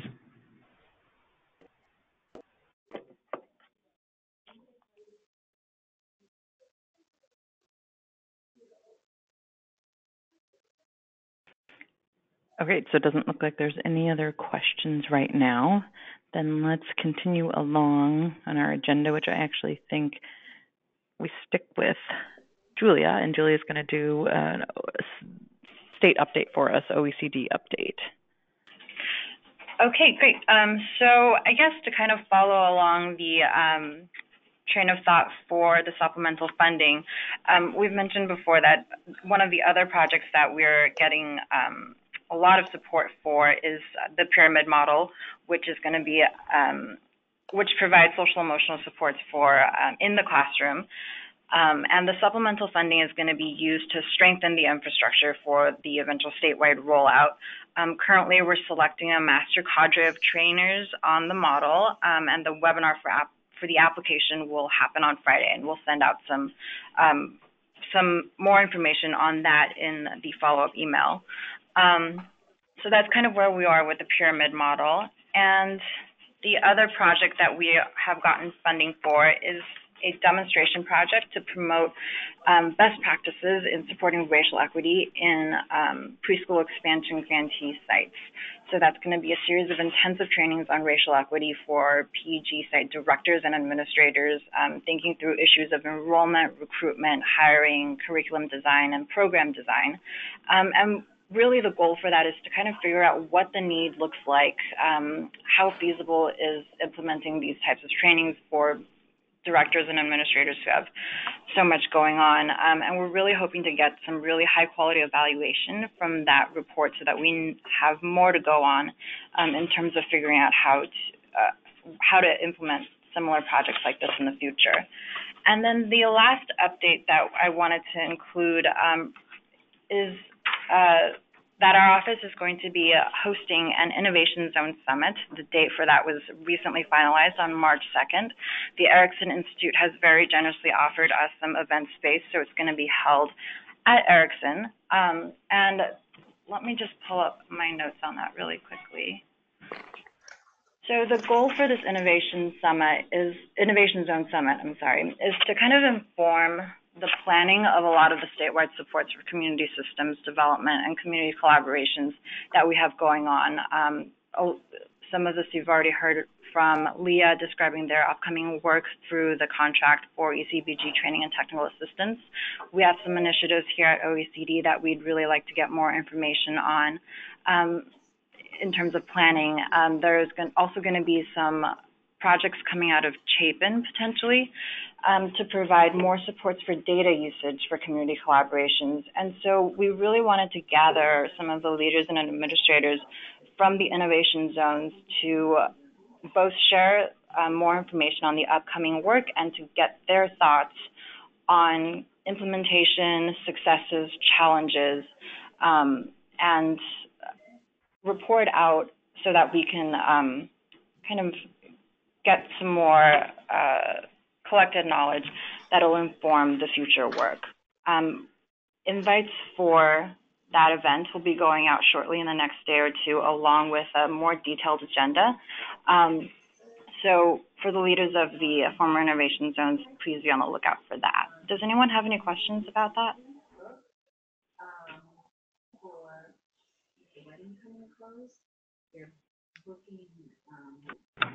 Sakila, I've unmuted you.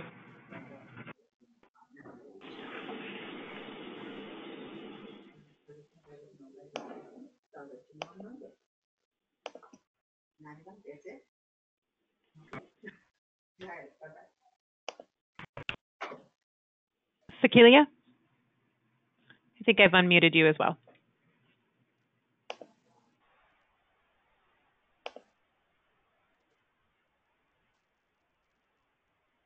Okay, well, I guess, Julia, I'll ask a question. This is Leah. I'm just curious, so even though you're going to be starting out with innovation zones, the former innovation zones, to get information, will you also be reaching out to the AOK networks and to other collaborations to get information as well?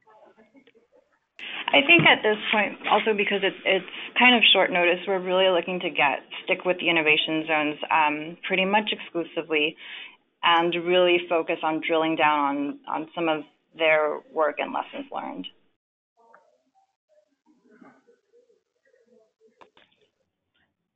This is Karen. If someone's hand's raised, I'll remute, but if not, I was going to ask a question. Please do. I think that when folks have to pay attention, they might have muted themselves. So even if Leah unmutes you, if you've muted yourself, that you still have to hit your own. So just watch that. I had that happen one time when Leah unmuted me. I muted myself. So folks that had wanted to chat. Go ahead, Karen. Sorry. Partly a question, partly a reflection. I don't know if it feels to others who are doing this hardcore community systems work down on the ground. If this is sort of a moment in time, I feel like there's an infusion of resources and literal financial resources in supporting community systems right now, both in, funds that are being directed toward OECD and through the contract with Action, and I'm trying to think about a lot of what I'm hearing, which is great, is around what we're going to ramp up to do to increase access to trainings. And trainings at different levels, if I'm getting that right, for various community collabs. And one of my reflections in the limited work that I was involved in with the innovation zones and with the TA around the Block Grant was beyond the trainings, the real need from community collabs, particularly ones who aren't as robust, and even those who are, for people actually to sit with them, to problem solve with them, to help engage relationships.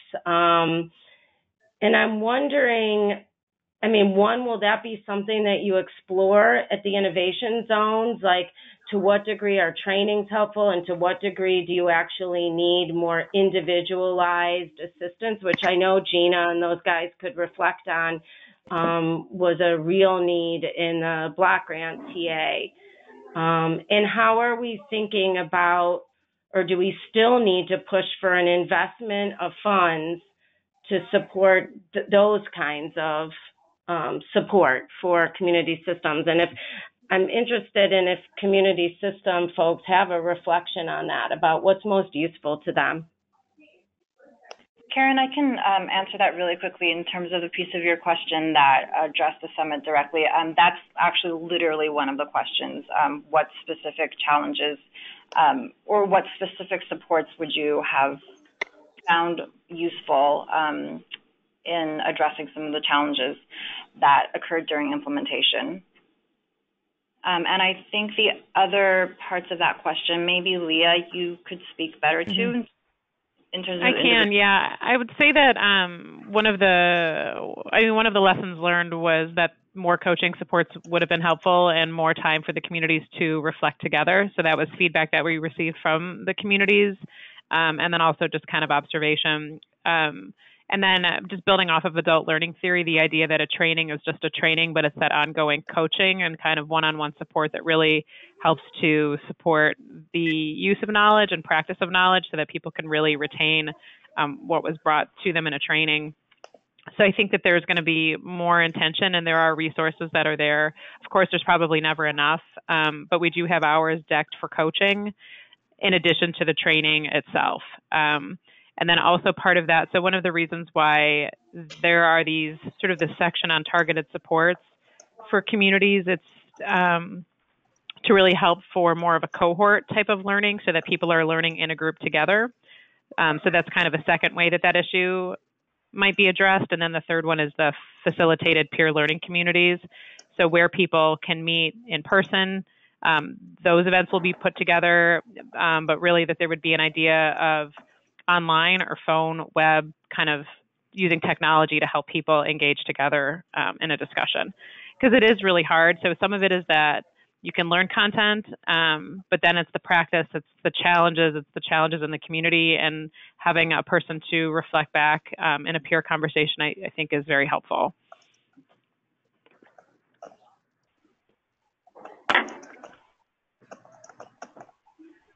Thanks. I don't know if that answers your question, but yes, we could always use more money. And yes, I think that they designed the RFP to try to address some of those gaps from the first time we did this.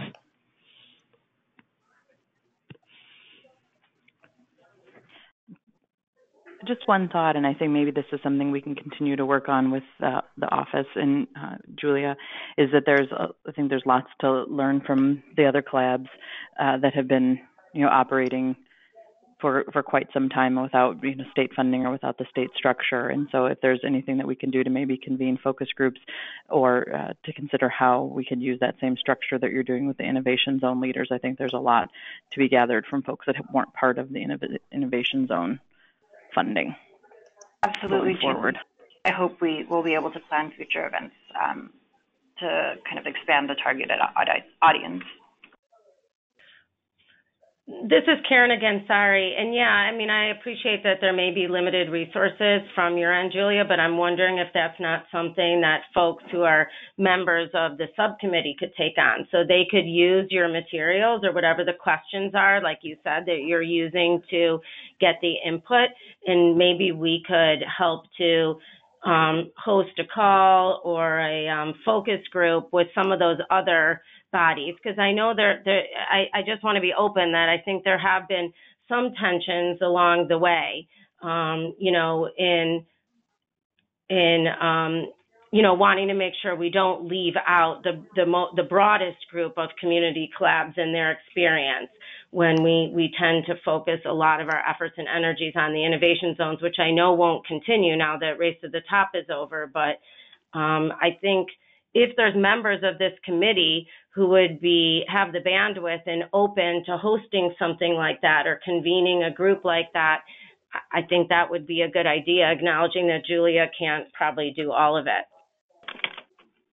Karen and Gina, your points are really well taken. Again, we really see this as kind of a first step. This is definitely not going to be the last time we reach out to community collaborations to, get a better idea of their needs and their successes. We are going to be reporting out from the summit and kind of whether that's in a unified one formalized report, or if it's a series of kind of case studies about what we've learned. And once that document or those documents come out, I would really love to bring that back to the subcommittee to see if these summits are something we want to do as standalone in the future, or if these questions and formats something that we could incorporate into the Partner Plan Act conference. Again, this was, we had kind of a tight turnaround on this, and we do see this as a process and as a first step in the process.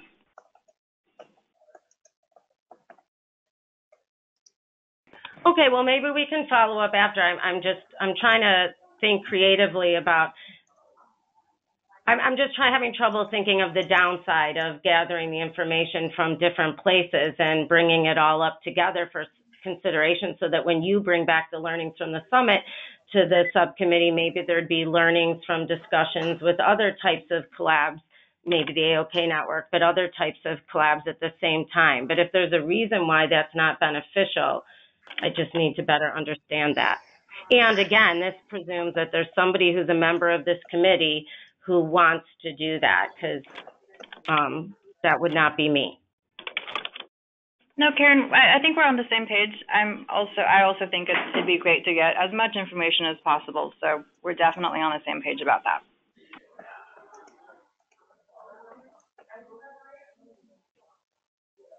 So we have just a few minutes left, and there might be a couple other updates from other initiatives, such as the AOK. I know, Leah, did you have anything other on the consortium or innovation zones? Probably not, right? Oh, actually, we have a webinar that's going to be coming up. I'll send there's an email that'll be coming out this week from the consortium, the Partner Plan Act email, and then that'll have an announcement about upcoming webinar in March, which I could pull up my calendar, but I'll just send it to you so that I can get that directly. So there's an upcoming webinar that Ashley's going to be co-hosting, and that'll be on the birth to third grade continuum. So that's really the update that we have. And then, of course, the website's always being updated, and then we'll kind of stay in touch. I mean, I think I want to echo what Karen is saying, really the idea of getting collective voice. So I know that that's something that for Action, having the TNTA grant, really looking to go beyond what we learned from innovation zones, because we know that there's so many more community collaborations that are out there, and we'll do surveys and things like that. So we'll definitely look at this as a two-way dialogue, mostly coming through Partner Plan Act email distribution and things like that. Thanks.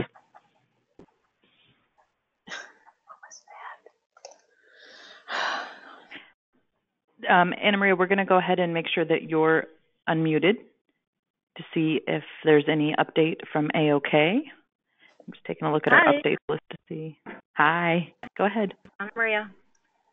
So yeah, I'm really supportive of also being involved in the conversation around not only looking at innovation zones and their experiences, what they've learned through the process, but also kind of sharing what AOKs have been doing and what we're learning through the process. I've been trying to get involved as I can with the time constraints that I have in the DRE, because I was really interested in understanding how what we've learned through trying to collect data through our community assessment and our system assessment process, and how difficult and challenging that was, to really provide some current experience of how communities are challenged with collecting data, analyzing it, and being able to use it to develop, the strategies that they need to get the outcomes that they want for their children.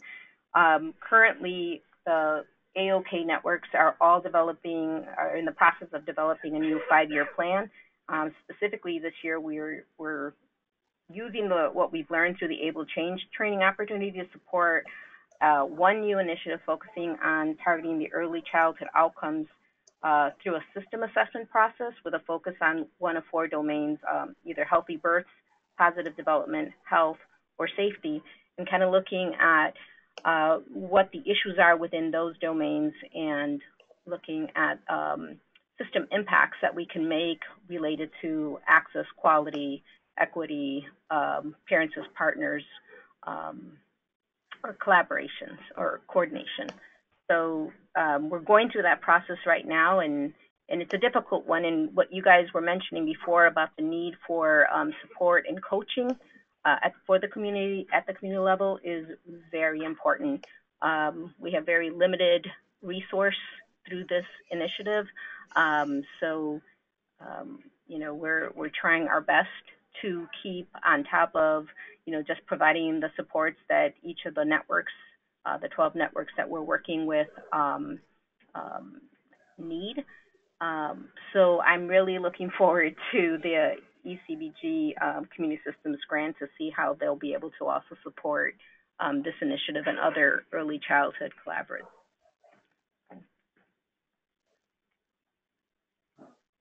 Thanks, Anna Maria. Taking a look at the list, I don't know that we have anyone else on the line. Karen actually gave us kind of a nice update with some EI stuff regarding the Inclusion Subcommittee. All right, since we are at just past 12:30, I'm going to turn it over to Leah to wrap us. Okay, great. So our next steps are going to be that our next meeting will be Tuesday, May 16th, and that's from 10:30 until 12:30. And then the location is TBD, so look for that update from us. And that will be in person, so we hope that folks will be able to travel and join in person to support the discussion. Great, so without further ado, thank you everybody for joining us on today's call. Thanks for your patience as we work through technology, and we look forward to seeing you in May. Have a nice day. Thanks, Leah, for running.